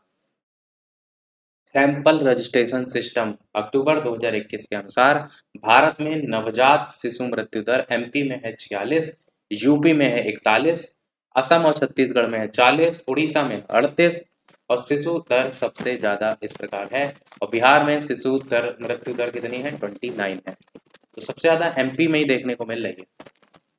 अगला देखते हैं, आपसे बेसिकली बिहार से ज्यादा पूछेगा तो बिहार के सारे आंकड़े याद रखिएगा। भारत में 1991 2001 में साक्षरता दर की वृद्धि कितनी हुई? तो 12.6% आपको देखने को मिली। और 2001 से 2011 में जो वृद्धि हुई वो 8.15, लगभग 64.84 से 73% देखने को मिली। जनगणना 2011 के अनुसार भारत में महिला साक्षरता दर कितनी थी? तो आपका यहाँ पर महिला साक्षरता दर, भारत में पुरुष साक्षरता दर 80.9 और महिला साक्षरता दर 64.6। तो 2011 के अंतिम आंकड़ों के अनुसार महिलाओं की साक्षरता 65.46 करके। फिर भी बिहार लोक सेवा आयोग ने इसका आंसर सी माना है, वो भी यहाँ बताया गया है। तो एक्चुअल में 65.46 के करीब ही है। अगला देखते हैं, 2011 की जनगणना में फोटो उंगली के निशान और आंख की पुतली के प्रति चित्रण के लिए किसी व्यक्ति की न्यूनतम एज क्या चाहिए होती है? तो इसके लिए आयु 5 वर्ष निर्धारित जो है वो की गई, जो कि किसी भी ऑप्शन में नहीं है। और ये जनसंख्या रजिस्ट्रार के तहत संपन्न किए जाने वाले कार्यों में आता है। भारत में कृषि क्षेत्र श्रम शक्ति के कितने परसेंट लोगों को प्रत्यक्ष रोजगार प्रदान करता है? 65% को रोजगार जो है ये देता है। अगला कह रहे हैं इनमें से किसमें भारतवर्ष सबसे अधिक विद्युत प्राप्त करता है? तो तापीय ऊर्जा से सबसे अधिक विद्युत प्राप्त करता है, थर्मल एनर्जी इसको कहते हैं। परसेंटेज भी यहाँ पर दिए गए हैं, 6 अप्रैल 2022 की रिपोर्ट के अकॉर्डिंग मेगावाट भी दिया गया है। अगला कह रहे हैं 1991 की नई आर्थिक नीति का लक्ष्य क्या था? तो सभी के सभी, उदारीकरण भी, निजीकरण भी, भूमंडलीकरण भी। उदारीकरण आपका एल और निजीकरण पी और वैश्वीकरण जी, एलपीजी से इसको संबोधित किया। ये क्वेश्चन आया हुआ है, किसी पेपर में आया था, यूपी में ही किसी पेपर में पूछा गया था, एलपीजी से संबंधित होता है। 1991 में आया था ये, ध्यान रखिएगा, अच्छा क्वेश्चन। तेल और प्राकृतिक गैस आयोग ओएनजीसी कब स्थापित हुआ? 1956 में स्थापित हुआ था और 1 फरवरी 1994 में इसका नाम बदल करके क्या कर दिया गया था? तेल और प्राकृतिक गैस निगम जो है वो कर दिया गया था। भारतीय अर्थव्यवस्था का कौन सा क्षेत्र सकल राष्ट्रीय उत्पाद में सबसे अधिक योगदान करता है? तो तृतीय क्षेत्र सबसे ज्यादा योगदान जो है वो करता है। तृतीय क्षेत्र के भी अंग दिए गए हैं, जिसमें परिवहन, संचार, व्यापार, बैंकिंग, बीमा, वास्तविक जायदाद, सामुदायिक और व्यक्तिगत सेवाएं। अगला कह रहा है कि इनमें से भारत की राष्ट्रीय आय का सबसे मुख्य स्रोत क्या है? तो सेवा क्षेत्र सबसे पहला वाला ऑप्शन सही हो जाएगा। सापेक्ष निर्धनता का मतलब क्या होता है? आर्थिक असमानताएं जो है यहाँ पर हो जाएगी।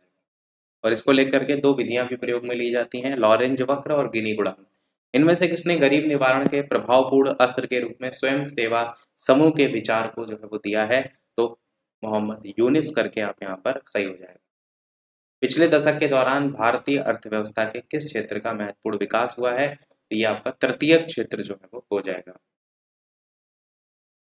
और योगदान का परसेंटेज भी बताया गया है कि 41 से बढ़कर 53% हो गया है 2022 21-22 के अकॉर्डिंग अगर बात करेंगे। किसी देश की प्रति व्यक्ति आय प्राप्त की जाती है किससे? जनसंख्या, राष्ट्रीय आय और जनसंख्या दोनों से प्राप्त की जाती है, सी वाला ऑप्शन हो जाएगा। इसका एक फॉर्मूला भी होता है, प्रति व्यक्ति आय बराबर राष्ट्रीय आय बटे जनसंख्या करके। भारत के आर्थिक सुधार का जनक किसको कहते हैं? पीवी नरसिम्हा राव को कहते हैं। और 1991 का समय था, मनमोहन सिंह जी जो वित्त मंत्री थे उस समय, बाद में तो मुख्यमंत्री भी बने थे, प्रधानमंत्री बने थे, तो जुलाई 1991 में आर्थिक सुधारों की, जिसे नई आर्थिक नीति कहा गया था, उसको लागू किया गया था। उस समय प्रधानमंत्री कौन थे? तो पीवी नरसिम्हा राव थे। इसी कारण उदारीकरण की नीति को राव मनमोहन मॉडल भी कहा जाता है। अच्छा क्वेश्चन है ये। पीवी नरसिम्हा राव को भारत के आर्थिक सुधारों का जनक भी कहा जाता है और डॉक्टर मनमोहन सिंह को आर्थिक सुधारों का अग्रदूत भी कहा जाता है। तो ये क्वेश्चन अच्छा है क्योंकि ये क्वेश्चन नॉर्मली बहुत से एग्जाम में पूछा जाता रहता है, तो याद रखिएगा। वैश्वीकरण में क्या शामिल नहीं है? तो क्या इसमें शामिल नहीं है? सार्वजनिक जो क्षेत्र हैं उनकी इक्विटी का जो विनिवेश है, ये इसमें शामिल जो है आपका नहीं है। बाकी आपका आयात शुल्क में कमी, आयात लाइसेंसिंग का उन्मूलन, ये सब इसमें शामिल है।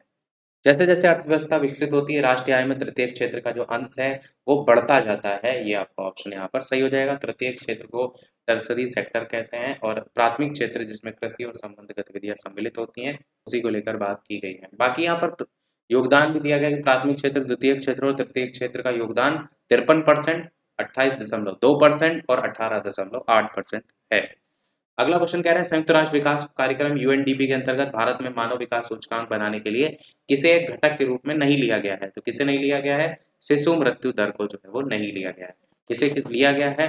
इसमें प्रति व्यक्ति आय है, साक्षरता दर है, जन्म पर जीवन प्रत्याशा है। कौन सा आर्थिक अधिसंरचना में नहीं आता है? तो शिक्षा और स्वास्थ्य जो है इसमें नहीं आता है, उसी को लेकर बात की गई है। सामाजिक अधिसंरचना में किसे शामिल नहीं किया गया है? तो तार सूचना या तार संचार जो है, दूर संचार, इसको इसमें शामिल नहीं किया गया है। सरकार की नीति मेक इन इंडिया, इसका क्या उद्देश्य था? एक से ज्यादा ऑप्शन यहाँ पर जो है वो सही होंगे जिसमें मेक इन इंडिया के उद्देश्य की बात करते हैं। तो नौकरशाही के ढीलापन को दूर करना, लाल फीताशाही को हटाना, विकसित आधारभूत संरचना के द्वारा विनिर्माण की लागत कम करना, उत्पादों को प्रतियोगी बनाना, ease of doing business index में सुधार करना, ये सभी के सभी इसमें आ जाते हैं। इनमें से कौन सा एक औद्योगिक विकास के लिए प्रोत्साहित नहीं है? तो कौन सा नहीं है? इनमें से कोई नहीं है एक से अधिक वाला। तो make in India, startup India, digital India कार्यक्रम और ईज ऑफ डूइंग बिजनेस के विभिन्न मानकों में सुधार के द्वारा सरकार उद्योगों के विकास के लिए आधारभूत संरचना का विकास और वातावरण बना रही है, यानी यहाँ पर भी इनमें से एक से अधिक वाला ऑप्शन हो जाएगा। अगला कह रहा है, पूरा ग्रामीण क्षेत्रों में नगरीय सुविधाएं देना प्रारूप किसके द्वारा प्रस्तावित किया गया था? ये प्रारूप, ये पूरा वाला और भी उसमें भी आ चुका है, प्रैक्टिस सेट में भी। तो आंसर एपीजे अब्दुल कलाम जी के समय में आया था। और अगर बात करें इसके फुल फॉर्म, तो providing urban amenities in rural areas, यानी ग्रामीण इलाकों में वो शहरी वाली सुविधाएं आप दे सकें। और अगर बात करते हैं एपीजे अब्दुल कलाम की, तो उनके द्वारा विजन 2020 में पूरा मॉडल की अवधारणा दी गई थी। असंगठित क्षेत्र के श्रमिकों के लिए किस उद्देश्य से सामाजिक सुरक्षा योजना शुरू की गई? सभी हो जाएगा, चाहे वो वृद्धावस्था पेंशन हो, स्वास्थ्य बीमा हो, दुर्घटना बीमा हो, सभी। अगला कह रहा है कि प्रधानमंत्री ग्रामोदय योजना का कौन इनमें से अव्यय नहीं है? तो कौन नहीं है? पोषण इसके अंतर्गत नहीं आता है। बाकी प्राथमिक शिक्षा आता है, प्राथमिक स्वास्थ्य आता है, पेयजल की सुविधा आती है, आवास आता है, सड़कें आती हैं और ग्रामीण विद्युतीकरण भी आता है। तो ये घटक हैं प्रधानमंत्री ग्रामोदय योजना के। 5 उपयुक्त प्रथम 5 घटक ही थे। छठा जो घटक था विद्युतीकरण, इसको लेकर के बात किया गया है कि इसको 2002 से 1-2 में जो है वो जोड़ा गया है। अगला क्या है? कथन ए दे रखा है, समेकित ग्रामीण विकास कार्यक्रम जैसे अन्य कार्यक्रमों को उतनी सफलता मिली है जितनी आशा की जाती है। और कारण दिया गया है, केंद्रीकृत ढांचे के कारण कार्यान्वयन अपर्याप्त रहा है। दोनों कथन में आपका अगर बात करते हैं तो पहला सही है पर दूसरा वाला गलत है। वही यहाँ पर कथन और कारण को लेकर के दिया गया था। बाकी नीचे एक्सप्लेनेशन में समेकित ग्रामीण विकास कार्यक्रम को लेकर के बात की गई है। एग्जाम्पल के तौर पर जैसे राष्ट्रीय ग्रामीण रोजगार कार्यक्रम 1980 से प्रारंभ हुआ था, 15 लाख मानव दिवस रोजगार उसमें सृजन किया गया था। इसलिए कथन तो सही है पर कारण आपका यहाँ पर गलत है। बाकी एक एग्जाम्पल 1989 का प्रारंभ जवाहर रोजगार योजना का प्रशासन ग्राम पंचायतों के अधीन रखा गया था, वो भी बताया गया है। अगला क्वेश्चन है स्वच्छ भारत मिशन के दूसरे चरण को किस समय अवधि के दौरान लागू किया जाना है? तो ये आपका इनमें से एक से अधिक हो जाएगा। तो इसकी घोषणा प्रधानमंत्री नरेंद्र मोदी जी के द्वारा फरवरी 1920 में की गई थी, जिसका समयावधि देखेंगे तो 2020-21 से 2024-25 के बीच में आपको देखने को मिलता है। पहले चरण की शुरुआत इसकी 2014 में की गई थी और इसकी समयावधि 2014 से 19 थी। अगला कह रहा है IRDP का मुख्य उद्देश्य क्या है? तो इसका उद्देश्य है विकास, ग्रामीण विकास और निर्धनता निवारण। फुल फॉर्म क्या है IRDP की? तो integrated rural development programme IRDP करके यहाँ पर दिया गया है। बाकी यहाँ पर उसी के बारे में बात की गई है। अगला देखते हैं, भारत सरकार द्वारा समुदाय विकास योजनाओं की शुरुआत किया गया 2 अक्टूबर और 1952 का जो है ये समय था। 2 अक्टूबर 1952 को कम्युनिटी डेवलपमेंट प्रोग्राम, जिसको कहते हैं CDP, इसकी शुरुआत जो है वो हुई थी। समुदाय विकास योजना का स्टार्ट किया था भारत विश्व का ऐसा पहला देश जो है वो था। कौन से वर्ष में राष्ट्रीय विस्तार सेवा को प्रारंभ किया गया था? 1953 में जो है वो प्रारंभ किया गया था। 2 अक्टूबर 1953 को इसका शुभारंभ हुआ था। प्रधानमंत्री श्रम योगी मान धन योजना में प्रत्येक ग्राहक को 60 वर्ष की आयु प्राप्त करने के बाद न्यूनतम अनुमानित जो पेंशन है वो कितने रुपए प्राप्त होगी? आपका 3000 रुपए जो है ये प्राप्त होगी। ये आपका ऑप्शन यहाँ पर सही हो जाएगा। इसके लिए एज भी लिखा है 18 से 40। और अगर बात करते हैं तो अगर कोई योजना में असंगठित क्षेत्र से है तो उसके लिए 60 वर्ष की उम्र पूरी होने के बाद 3000 रुपये प्रति माह की सुनिश्चित पेंशन जो है वो इसमें देने को लेकर बात जो है वो की गई है। पहले पेंशन के लिए योजना के लिए 500 करोड़ रुपए भी आवंटित किए गए थे। मनरेगा का क्या उद्देश्य होता है? मनरेगा का उद्देश्य है आपका जिसमें 100 दिन का रोजगार उपलब्ध कराना, सर्वाधिक सांविधिक न्यूनतम मजदूरी जो है वो उपलब्ध कराना। बाकी यहाँ पर उसी के बारे में बात की। अच्छा देखेंगे आप तो ये योजना है कितनी पुरानी मनरेगा, परंतु आया 2018 में। अगला कह रहा है भारत में सबसे अधिक गेहूं उत्पादक राज्य कौन सा है? तो यूपी आपका ऑप्शन के अकॉर्डिंग जो है वो सही हो जाएगा। और बाकी शीर्ष 3 राज्यों में यूपी, MP और पंजाब आपको देखने को मिलते हैं। अगला कह रहा है भारतीय अर्थव्यवस्था में संयुक्त क्षेत्र का क्या अभिप्राय जो है वो होता है? तो किसी उद्यम में सरकारी और निजी क्षेत्र दोनों ही का सम्मिलित स्वामित्व होता है, वही यहाँ पर हो जाएगा। भारत में अधिकांश व्यक्ति बेकार हैं किसमें? तो कृषि में। ये आपका यहाँ पर लिखा है। छिपी बेरोजगारी, प्रच्छन्न बेरोजगारी से यहाँ पर उस बात को समझाया गया है। भारत में भूमि सुधार के क्षेत्र में क्या शामिल नहीं है? तो किसानों का जो मकान ऋण होता है ना वो भूमि सुधार से संबंधित जो है वो नहीं आएगा।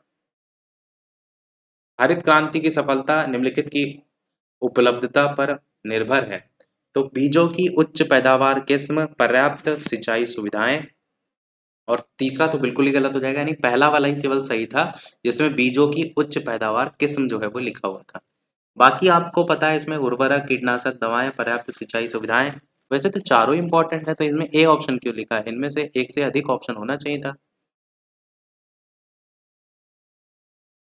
क्योंकि उर्वरक कीटनाशक तो इसमें भी दिया गया है। तो यहाँ पर ऑप्शन जो है ये गलत दिया गया है। फिर ये ऑप्शन यहाँ पर काट दीजिए।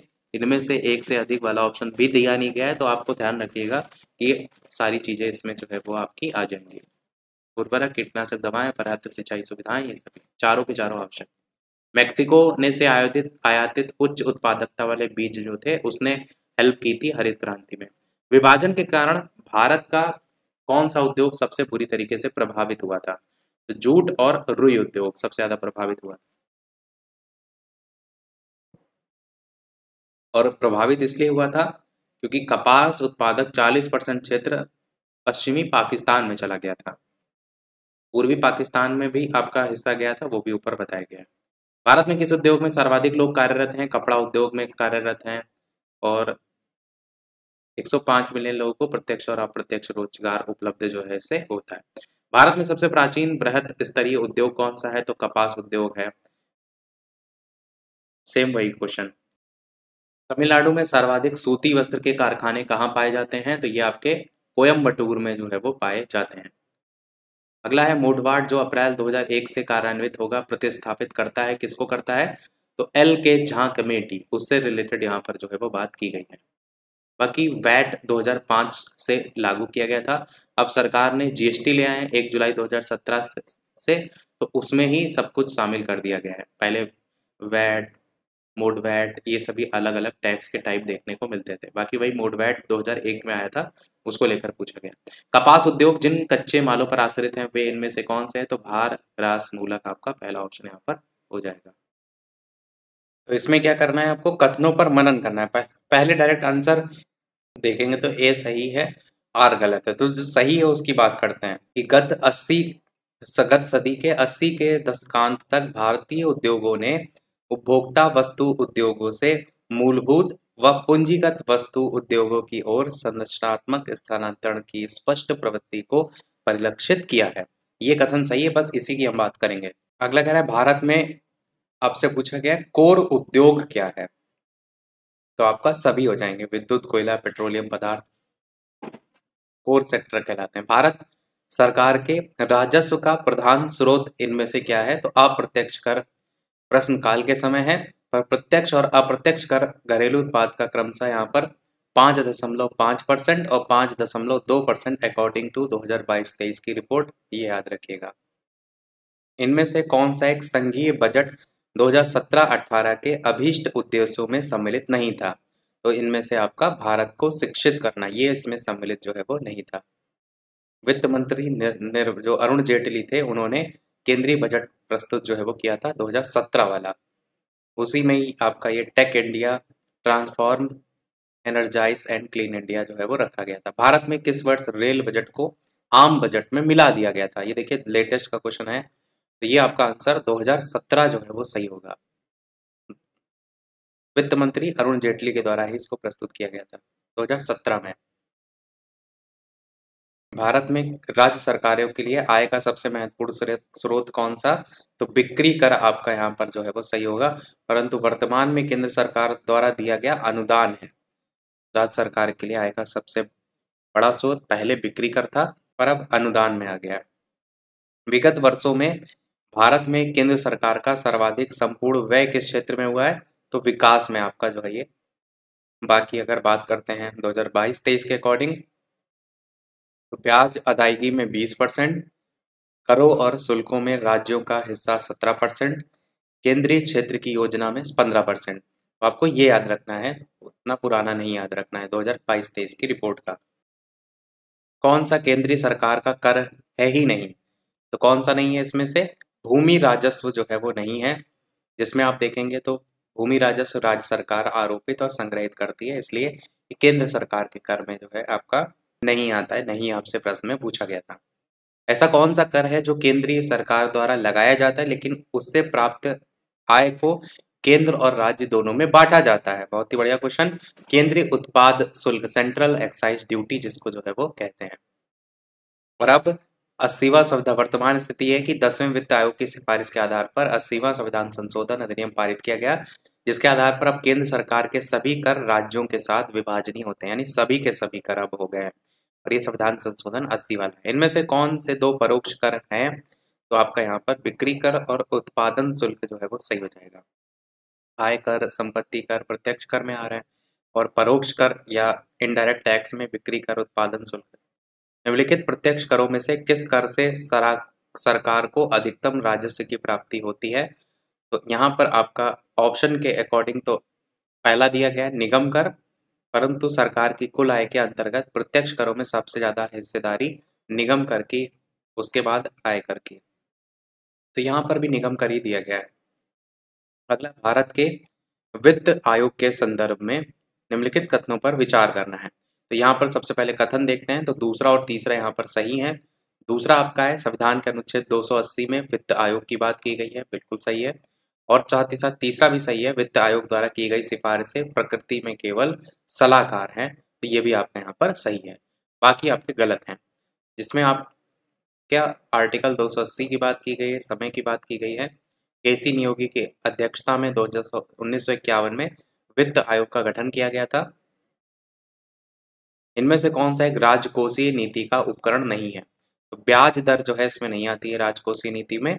बाकी अगर आप देखेंगे तो ब्याज दर मौद्रिक नीति के अंतर्गत आपका आता है। इंग्लिश भी नाम बगल में लिखे हुए हैं, जो भी आप अगर इंग्लिश में पढ़ना चाहते हैं। 12वें वित्त आयोग के अध्यक्ष आपसे कभी नहीं पूछे जाएंगे, आपसे पूछे जाएंगे 15वें वित्त आयोग के, जो कि NK सिंह हैं, और गठन हुआ था 2017 में, और 2020 से 2025 तक इनकी सिफारिशों को लागू किया गया था। अब 21 से 26 कर दिया गया है। 14वें वित्त आयोग का भी यहाँ पर पूछा गया, कोई मतलब नहीं है। बैंकों द्वारा लाए गए इनमें से किस भुगतान उपाय को प्लास्टिक मुद्रा के नाम से जाना जाता है? तो क्रेडिट कार्ड आपका यहाँ पर जो है वो सही हो जाएगा। 8 अक्टूबर 1991 को रिजर्व बैंक ऑफ इंडिया ने बैंक दर 11% से बढ़ा करके यहाँ पर तो 12% कर दिया था। आपको वो नहीं याद रखना है, आपको याद रखना है ये 4 मई 2022 को जारी मौद्रिक नीति में सभी जितने भी रेट हैं, जिसमें आप देखेंगे मौद्रिक नीति में बैंक दर 4.65, MSF दर 4.65%, रेपो रेट 4.40, इसी प्रकार CRR, रिवर्स रेपो रेट, सारी चीजें देख सकते हैं। रिजर्व बैंक ऑफ इंडिया द्वारा घोषित रोकड़ संचय अनुपात, इसकी वर्तमान दर आपकी क्या है? तो क्या है आपकी? 9% है। सी वाला ऑप्शन हो जाएगा। इनमें से कौन है जो कि आर्थिक विकास के लिए प्रत्यक्ष रूप से महत्वपूर्ण नहीं है? तो मुद्रा की मात्रा जो है वो आपका महत्वपूर्ण नहीं है, बाकी तो सभी आपके महत्वपूर्ण हैं। और प्रत्यक्ष और अप्रत्यक्ष की बात की गई थी, ये अप्रत्यक्ष रूप से योगदान देता है, जो ऑप्शन में कटा था। जीवन बीमा निगम एक उदाहरण किसका है? निवेश बैंक का उदाहरण है। भूमि विकास बैंक इनमें से किसका एक अंश है? तो ये आपका सहकारी उधार ढांचा का जो है ये अंग है। भारतीय मुद्रा छापा जाता है तो ये आपका नासिक प्रिंटिंग प्रेस में से छापा जाता है, जिसमें आप देखेंगे तो नासिक महाराष्ट्र में पड़ता है। 10 से लेकर 2000 रुपए तक के नोट छापता है। 2000 का वैसे भी अब हटाने को लेकर के बात हो गई है। सामान्य रूप से मुद्रा नीति का प्रधान लक्ष्य क्या होता है? मुद्रा आपूर्ति का नियंत्रण करना, ये आपका सही हो जाएगा। किसकी सिफारिश पर बैंकों की ब्याज दर का विनियंत्रण आधारित होता है? तो नरसिम्हम कमेटी, ये पूछा जाता है, ध्यान रखिएगा। नरसिम्हम समिति जो आई थी वो 1991 में आई थी। बैंकों की ब्याज रूपी आय में गिरावट को मुख्य रूप से इसमें चिन्हित किया गया था। बाकी इसमें ऐसा कुछ पॉइंट है तो SLR को घटाकर 25% और CRR को कम करके 5% लाने की सिफारिश जो है इसमें रखी गई थी। मेन फोकस था न्यूनतम ब्याज दर, अगर सही मिलान करने को आता है ना तो इससे मैच करना होता है। भारत सरकार के द्वारा व्यवस्थित बैंकों के लिए पूंजी की पर्याप्तता मानक तो 8% की जो है ये थी। अगला है आपका क्षेत्रीय ग्रामीण बैंक, जिसे ग्रामीण बैंकों के नाम से पुकारा जाता है, वो वर्गीकृत है। तो अनुसूचित वाणिज्यिक बैंकों से जो है आपका यहाँ पर सही हो जाएगा। और 40% तक ही ऋण दे सकते हैं, वो भी यहाँ बताया गया है। नाबार्ड उधार किसको देता है? तो कृषि और ग्रामीण विकास के बैंकों को जो है वो देता है। नाबार्ड की स्थापना 1982 में। भारत में कृषि पुनर्वित्त प्रदान करने के लिए शिखर स्तर के बैंक का नाम जो है आपसे पूछा गया है। आंसर की बात करते हैं तो आपका कृषि और ग्रामीण विकास राष्ट्रीय बैंक यहाँ पर सही हो जाएगा। दुर्लभ मुद्रा का आशय उस मुद्रा से है जो विकसित देशों का है, ये आपका ऑप्शन यहाँ पर सही होगा। वेयर नेसेसिटीज इंडेक्स पूछा, पुराना गया है इसमें, देखिए लेटेस्ट का दिया है कि नहीं। नहीं, लेटेस्ट नहीं दिया गया तो कोई मतलब नहीं है। ऊपर दिया गया लेटेस्ट, यहाँ तो लिखा तो है, ठीक है। 29 जनवरी 2021 को वित्त मंत्री निर्मला सीतारमण के द्वारा आर्थिक समीक्षा 2020-21 पेश किया गया था। इस आर्थिक समीक्षा में ग्रामीण, शहरी और अखिल भारतीय से स्तर पर बुनियादी आवश्यकता सूचकांक बेयर नेसेसिटीज इंडेक्स BNI की रूपरेखा तैयार की गई थी। 5 आयाम थे इसमें, जिसमें जल, स्वच्छता, इसके अलावा आवास, इसके अलावा माइक्रो पर्यावरण और अन्य सुविधाओं पर 26 संकेतक थे। उनका मूल्यांकन जो है ये करता है। और 2012 और 18 के लिए भी सभी राज्यों के लिए इसको तैयार किया गया। वैसे ये क्वेश्चन पुराना नहीं है, मुझे लगा पुराना है। देखिए बेयर नेसेसिटीज इंडेक्स जो है आया वो 2022 में ही है। यहाँ पर आंसर ए वाला सही होगा, यानी केवल पहला और तीसरा सही होगा। पहला जो है आपका ये दे रखा है जो कि सही है, और तीसरा आपका ये दे रखा है कि 26 संकेतों पर आधारित होता है, ये भी आपका सही है, याद रखिएगा। अगला देखते हैं। तो कोशिश हम ये कर रहे हैं कोई चीज भी आपको एक्स्ट्रा ना पढ़नी पड़े। भारतीय अर्थव्यवस्था में किस पंचवर्षीय योजना काल के दौरान कीमत स्तर घट गई थी? तो पहली योजना आपका ऑप्शन यहाँ पर जो है वो सही हो जाएगा। 1951 में जो है ये आई थी। भारत में औद्योगिक वित्त का कौन सा स्रोत इनमें से जो है वो नहीं है? तो कौन सा नहीं है? बी वाला नाबार्ड जो है वो इसमें जो है वो नहीं आता है। फुल फॉर्म इसकी national bank for agriculture and rural development, स्थापना 1982। औद्योगिक वित्त से इसका कोई संबंध नहीं है। भारत की बैंकिंग प्रणाली में उच्चतम बैंक कौन सा है? तो आपका रिजर्व बैंक ऑफ इंडिया सबसे उच्चतम यही है। स्थापना 1935 में, राष्ट्रीयकरण 1949 में। इनमें से कौन सा प्रत्यक्ष वित्त का स्रोत ही आपका कह रहा है नहीं है, तो कौन सा नहीं है, इनमें से एक से अधिक या बाकी इसमें अगर आप देखेंगे तो इनमें से एक से अधिक का मतलब है सभी संस्थाएं प्रत्यक्ष वित्त के स्रोत हैं, इसलिए एक से अधिक ऑप्शन यहाँ पर दिया गया है। भारत में नोट निर्गमन प्रणाली किस पर आधारित है, तो न्यूनतम कोष प्रणाली पर जो है ये आधारित है। बाकी इसका समय भी दिया गया है कि दूसरा संशोधन तीसरा संशोधन कब हुआ। हाल ही में डीजल की कीमतें बढ़ाई गई हैं, तो आपका ये बढ़ाई गई हैं अंतर्राष्ट्रीय मूल्य के स्तर पर तदनुसार मूल्य निर्धारण हेतु, जो कि पिछली सरकार के उठाए गए कदम का परिपालन है। अगला है भारतीय रिजर्व बैंक ने भारत के विदेशी व्यापार में धन लगाने में मदद की है एक्सिम बैंक के द्वारा। ये आपका ऑप्शन यहाँ पर जो है वो सही हो जाएगा। 1 जनवरी 1982 को इसकी स्थापना हुई थी। ईपीसीजी की फुल फॉर्म क्या है, तो इसकी फुल फॉर्म है आपकी एक्सपोर्ट प्रमोशन कैपिटल गुड्स, ये इसकी फुल फॉर्म है। राष्ट्रीय कृषि और ग्रामीण विकास बैंक नाबार्ड की स्थापना किस पंचवर्षीय योजना की अवधि में की गई थी, छठी पंचवर्षीय योजना में नाबार्ड की स्थापना हुई थी। स्थापना 1982 में हुई थी। मिलेनियम विकास लक्ष्य में किसे शामिल नहीं किया गया है, 2 अंकों वाली आर्थिक वृद्धि दर की प्राप्ति जो है इसको शामिल इसमें नहीं किया गया है। बाकी अगर देखेंगे तो 8 सहस्त्राब्दी विकास उद्देश्य हैं, जिसमें जैसे गहन गरीबी और भूख का उन्मूलन हो गया, सर्वव्यापी प्राथमिक शिक्षा की प्राप्ति हो गया, महिला सशक्तिकरण हो गया, बाल मृत्यु दर में कमी हो गया, मातृ स्वास्थ्य में सुधार हो गया और रोगों की रोकथाम हो गया, विकास हेतु वैश्विक साझेदारी हो गए, बहुत सारी चीजें। अगला है साप्टा की फुल फॉर्म क्या होती है। साप्टा की फुल फॉर्म आपकी होती है south Asia preferential trade agreement करके, और south Asia preferential trade agreement SAPTA इसी को कहते हैं। 1995 में ये आया था। भारतीय रुपए की विनिमय दर निर्धारित होती है, तो आप देखेंगे इनमें से कोई नहीं दिया गया है, क्योंकि इसमें ऑप्शन में ये बताया गया है कि बाजार में मांग और पूर्ति जो है इसके आधार पर रुपए की विनिमय दर निर्धारित जो है आपका हो रही है, ये वाला सही होगा, इसीलिए इनमें से कोई नहीं दिया गया है। अगला कह रहा है एपेक, इसकी फुल फॉर्म क्या होती है, तो इसकी फुल फॉर्म होती है एशिया पैसिफिक इकोनॉमिक कॉरपोरेशन करके। स्थापना हुई कब थी, 1989 में हुई थी। फुल फॉर्म ऑलरेडी हम बता चुके हैं। अगला कह रहा है दक्षिण एशियाई प्राथमिकता व्यापार समझौता साप्टा साउथ एशियन, यही क्वेश्चन ऊपर भी आया था, बस इसका स्थापना वर्ष पूछा गया, तो 7 दिसंबर 1995 यहाँ भी सही हो जाएगा, ऊपर हम ऑलरेडी बता चुके हैं। सार्क के छठे सम्मेलन में ही साप्टा को लेकर के बात की गई थी। निम्नलिखित देशों में कौन सा देश है जो सार्क का सदस्य देश है ही नहीं, इनमें से ऑप्शन में से आप देखेंगे तो जो हैं उनकी बात कर लेते हैं डायरेक्ट। सार्क की full form south Asian association for regional corporation, ये फुल फॉर्म है। और बात करते हैं कंट्रीज की, तो भारत पाकिस्तान श्रीलंका नेपाल बांग्लादेश मालदीव भूटान ये है। और सार्क के 12 शिखर सम्मेलन में अफगानिस्तान भी संगठन का सदस्य बन गया है, इसलिए अब इन देशों की संख्या जो है कितनी हो गई, तो 8 हो गई है। जबकि चीन और म्यांमार इसके सदस्य नहीं है, विकल्प ए और बी, इसलिए दोनों यहाँ पर सही जो है वो माने गए हैं।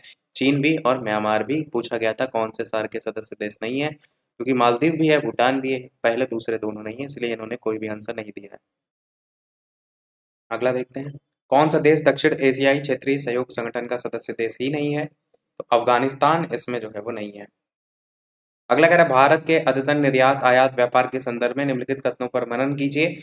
अब यहाँ पर आंकड़े 2004-5 के दिए गए, तो मतलब कोई नहीं है इस प्रश्न को पढ़ने का, तो नहीं पढ़ेंगे। सेम क्वेश्चन 2001-2 करके, इसका भी पढ़ना बेकार है। इसमें आंकड़े 2021-22 के जो दिए गए उसको जरूर देखेंगे कि भारत से कुल कृषि निर्यात में सामुद्रिक उत्पाद का हिस्सा 2020-21 में 2% था और 21-22 में 1.9% है। 2019-20 में इनमें से कौन सा देश भारत का सर्वाधिक व्यापारिक भागीदार वाला देश है, तो संयुक्त राज्य अमेरिका यहाँ पर सही हो जाएगा। और अगर यहाँ पर देखेंगे तो और कोई लेटेस्ट आंकड़े में भारत के सर्वाधिक व्यापार भागीदारित्व में चाइना और संयुक्त राज्य अमेरिका, संयुक्त अरब अमीरात और हांगकांग है, ये बताया गया।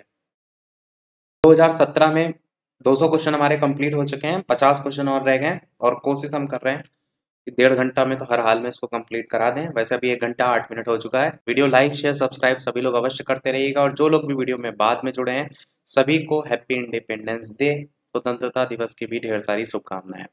2017 में मांस और मांस से निर्मित वस्तुओं के निर्मात में भारत की हिस्सेदारी कितनी रही थी, तो 3% रही थी। और 21-22 में अगर आप देखेंगे तो 2.5% रही थी, तो आपको याद रखना है 2.5% वाला आंकड़ा, यहाँ पर 2.5%। भारत सरकार ने 2020-21 के बजट में एक नई योजना निर्वीक जो है वो घोषित की। तो ये इनमें से कौन सा क्षेत्र था जो इस योजना से लाभान्वित होगा? तो निर्यात क्षेत्र जो है इसमें लाभान्वित होगा। वर्तमान में देश ने ग्रहण किया है, तो ये आपका चालू खाता की पूर्ण विनिमयता आपका यहाँ पर सही होगा। इसी को कहते हैं उदारीकृत विनिमय दर। लाया कौन था? तो मंत्री जी, वित्त मंत्री जी मनमोहन सिंह उस समय के थे, 1992-93 के टाइम में वही जो है वो लाए थे। 18-19 में कुल विदेशी मुद्रा प्रारक्षित भंडार पूछा गया है। 13 मई 2022 को जारी आंकड़ों के अनुसार भारत का विदेशी मुद्रा भंडार 595,954 मिलियन अमेरिकी डॉलर जो है वो था। अगला क्वेश्चन है, इनमें से कौन वित्तीय संस्था विश्व बैंक समूह से संबंधित ही नहीं है? एडीबी आपकी से संबंधित नहीं है। और इसकी फुल फॉर्म दी गई आईबीआरडी के, international bank for reconstruction and development करके। बाकी इस विश्व बैंक समूह में 5 संस्थाएं आती हैं, उनके नाम दिए गए हैं। वीडियो में जो भी आपको इंपॉर्टेंट अपने अकॉर्डिंग लगे रोक कर पढ़ लीजिएगा। मैं कोशिश कर रहा हूँ ज़्यादा फोकस क्वेश्चन और आंसर पर, और उस क्वेश्चन के एक्सप्लेनेशन में अगर कोई बहुत ही महत्वपूर्ण बात लिखी है तो उसको बता रहा हूँ। बाकी आपको लगता है कि हाँ कुछ डिटेलिंग पढ़ना है तो वीडियो को रोक के खुद से भी पढ़ सकते हैं। फिलीपींस की राजधानी मनीला में एशियाई विकास बैंक की स्थापना जो है वो की गई थी।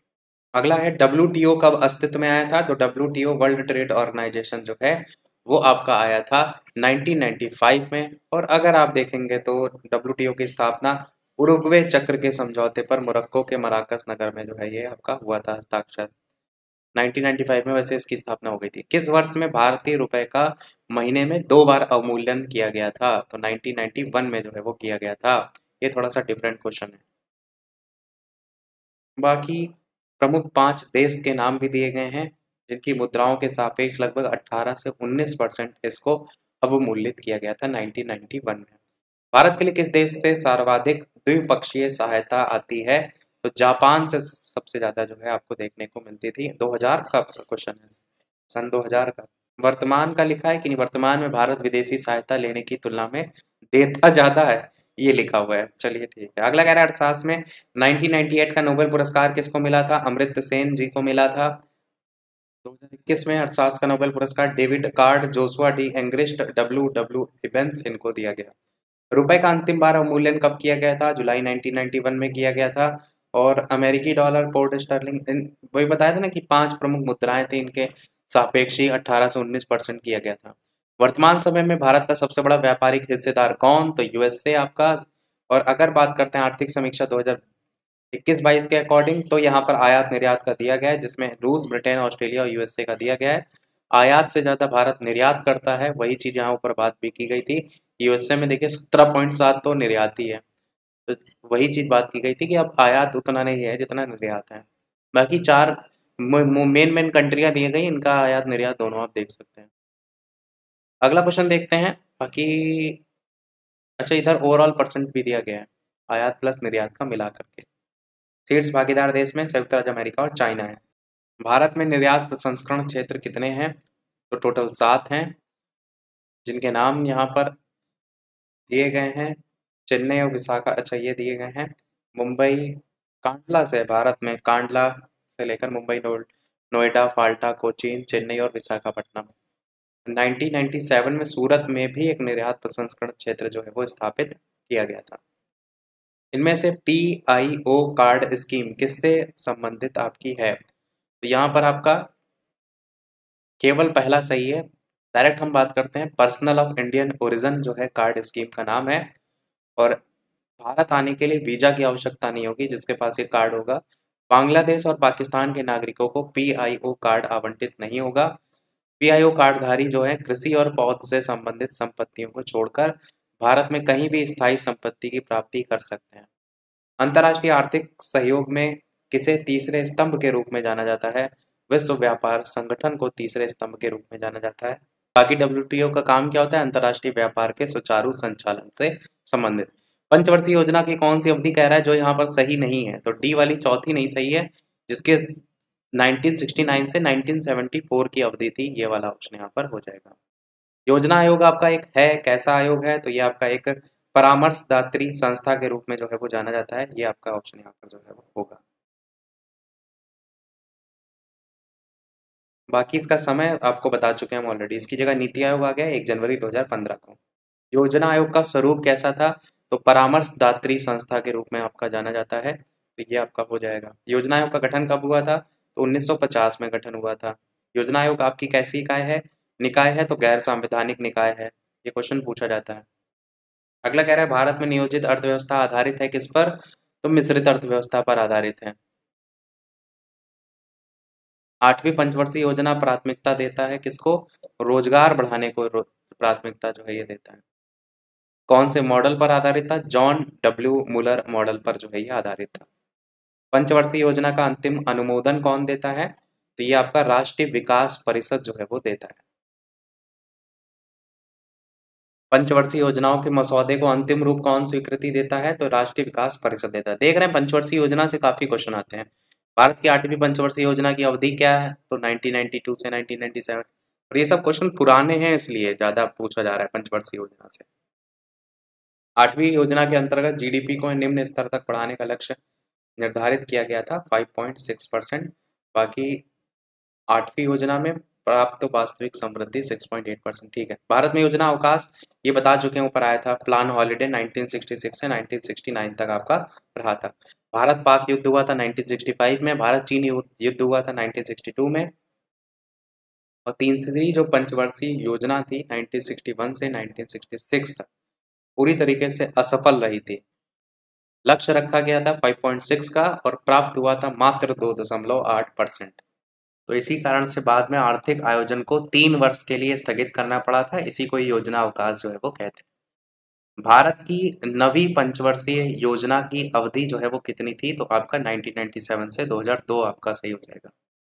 7वीं पंचवर्षीय योजना में अविकासीय व्यय में वार्षिक वृद्धि का एवरेज कितना रहा था?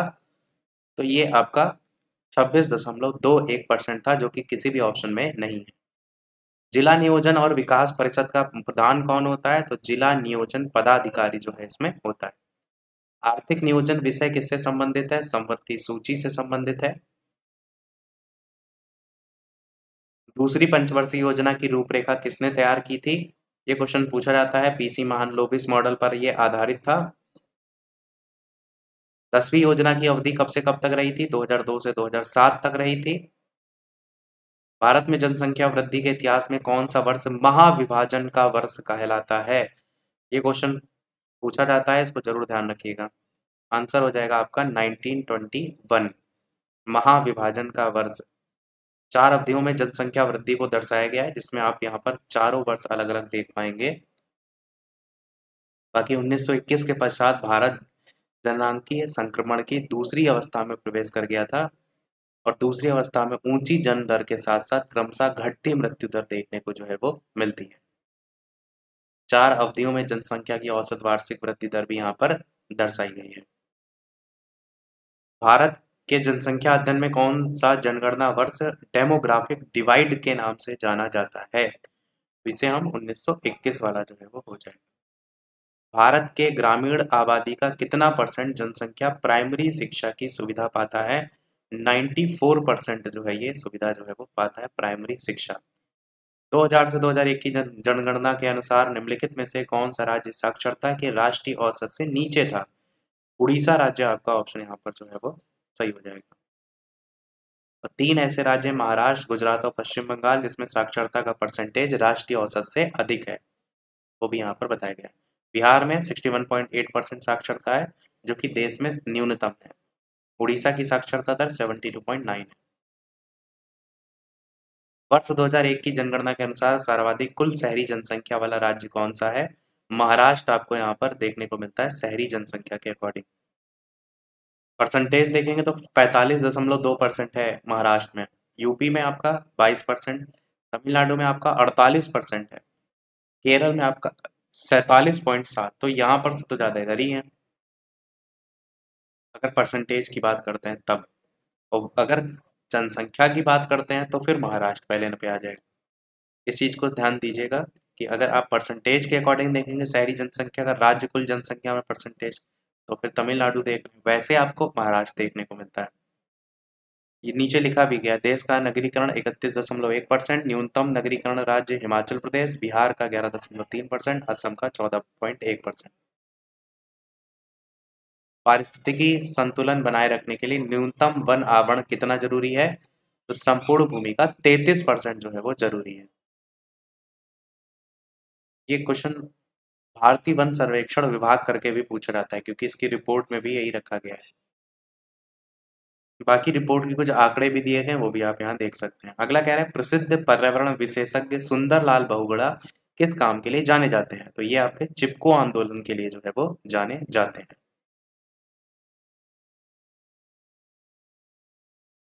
बाद में इनका निधन भी हो गया था 21 मई 2021 को, वो भी बताया गया है।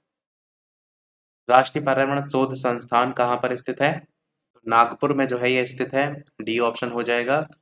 नीरी इसी को ही कहते हैं, national environmental and research institute, Maharashtra के नागपुर में। भारत का सबसे अधिक जनसंख्या वाला शहर तो कलकत्ता हो जाएगा ऑप्शन के अकॉर्डिंग, परंतु अगर बात करें 2011 के अकॉर्डिंग तो महाराष्ट्र हो जाएगा। महाराष्ट्र में देखेंगे तो सबसे ज़्यादा जनसंख्या देखने को मिल रही है, और ये जनसंख्या वैसे जनसंख्या घनत्व के अकॉर्डिंग दी गई होगी, क्योंकि वैसे तो उत्तर प्रदेश में जनसंख्या ज़्यादा है ना, यहाँ जनसंख्या घनत्व के आधार पर दिया होगा, या तो ऑप्शन को ही इन्होंने परिभाषित कर दिया गया। ठीक है, बाकी ऑप्शन यहाँ पर कलकत्ता ऑप्शन के अकॉर्डिंग ही है केवल आंसर। भारत में शहरी जनसंख्या कुल जनसंख्या के, वैसे जनसंख्या घनत्व भी क्यों होगा, वो तो बिहार ही है ना पहले नंबर पे, तो फिर ये भी ऑप्शन का मतलब नहीं है। यहाँ पर इन्होंने जनसंख्या लिखी क्यों है? राष्ट्रीय जनगणना 2011 के अंतिम आंकड़ों के अनुसार उपर्युक्त प्रश्न में उल्लिखित शहरों की जनसंख्या दी गई है। अच्छा, वही चीज मैंने कही, यहाँ पर कुछ गड़बड़ दिया गया, तो ये केवल ऑप्शन को ही परिभाषित किया गया। बाकी आपको बता चुके हैं हम कि जनसंख्या घनत्व में बिहार आ जाएगा, और वैसे जनगणना में आपका यूपी आ जाएगा। भारत में शहरी जनसंख्या कुल जनसंख्या के परसेंट कितने परसेंट के बराबर है? तो 25.72% आपका हो जाएगा। बाकी इसमें जनगणना 2011 के भी आंकड़े के अकॉर्डिंग दे रखी जनसंख्या 31.1%। 1991 की जनगणना के अनुसार भारत की जनसंख्या है कितनी? तो 84.4 करोड़ है, वो यहाँ पर बताई गई है। और 2011 के अकॉर्डिंग भी ये बढ़ करके 1210 करके अभी ऊपर आया था ना, वही आंकड़ा दिया गया है, कुछ नया नहीं है। और परसेंटेज 17.7%। ये होती है 10 की वृद्धि दर, यानी पिछले 10 सालों में कितनी बढ़ी है। अंतिम जनगणना प्रतिवेदन के अनुसार भारत की जनसंख्या वृद्धि दर कितनी थी? ऑप्शन में इनमें से कोई नहीं होगा, तो यहाँ पर आप देख लेते हैं डायरेक्ट परसेंटेज, तो 23.85% 10 की रही थी। और राष्ट्रीय जनगणना 2001 के अंतिम आंकड़ों के अनुसार जनसंख्या की 2001 से 11 में 17.7%। नवीनतम जनगणना के अनुसार भारत में जनसंख्या की औसत वार्षिक वृद्धि दर कितनी? तो आपका आंसर कमी का रुख दिखाती थी। बाकी सारे आंकड़े ऑलरेडी बात कर चुके हैं, ये वाला देख सकते हैं कितना कमी जो है देखने को मिली है। 1971 और 1981 की तुलना में 1981 और 1991 के बीच में भारत में जनसंख्या का दशक आधार वृद्धि दर सीमांत रूप से क्या हुआ है? तो घट गया है। विश्व में सर्वाधिक जनसंख्या वाला देश कौन सा है? तो चाइना आपका हो जाएगा। ये तो आपको पता ही है कि भारत इसको पिछाड़ देगा, ऐसा करके लगातार न्यूज देखने को मिल रही है। तो कोई रिपोर्ट आई थी, उसमें बताया भी गया था कि वो पिछाड़ भी दिया है। अगला है दिसंबर 2018 तक के अनुसार विश्व के निम्न देशों में से किस देश में सबसे अधिक भारतीय आबादी है? तो किसमें है? संयुक्त राज्य अमेरिका में है।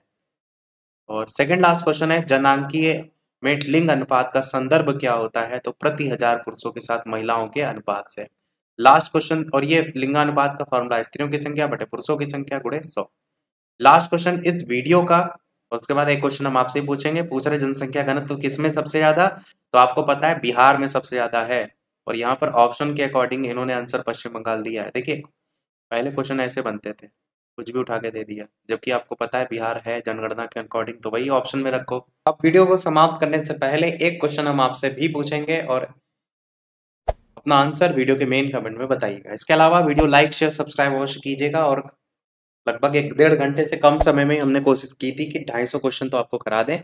बाकी आप अपने अकॉर्डिंग स्पीड को बढ़ा घटा कर वीडियो को रोक कर देख सकते हैं, ताकि बहुत ज़्यादा वीडियो बड़ा होता है तो ऐसे आधा मन भाग जाता है कि अरे 3 घंटे का वीडियो कौन देखेगा, वैसे इसीलिए हमने थोड़ा सा समय, बाकी कोशिश ये की है कि कोई इंपॉर्टेंट पॉइंट छूटे ना, कोई लेटेस्ट आंकड़ा छूटे ना, उसका विशेष ध्यान रखा है। बाकी ये प्रश्न आपके लिए, 2011 की जनगणना के अनुसार भारत के किस राज्य के आदिवासियों की आबादी का परसेंट उसकी कुल आबादी की तुलना में सबसे ज्यादा है? अरुणाचल प्रदेश, नागालैंड, मिजोरम, मेघालय, इनमें से कोई नहीं, इनमें से एक से अधिक। अपना आंसर वीडियो के मेन कमेंट में बताइएगा। और सभी को एक चीज ये भी बता दें कि इससे पहले सभी टॉपिक वाइज ऑलरेडी हम करा चुके हैं, घटना चक्र के ही, वो आप प्लेलिस्ट में जाकर के देख सकते हैं। हिस्ट्री, ज्योग्राफी सब करा चुके हैं। बिहार जीके वगैरह सब। तो मिलते हैं फिर अगले वीडियो में, तब तक के लिए सभी को नमस्कार, जय हिंद।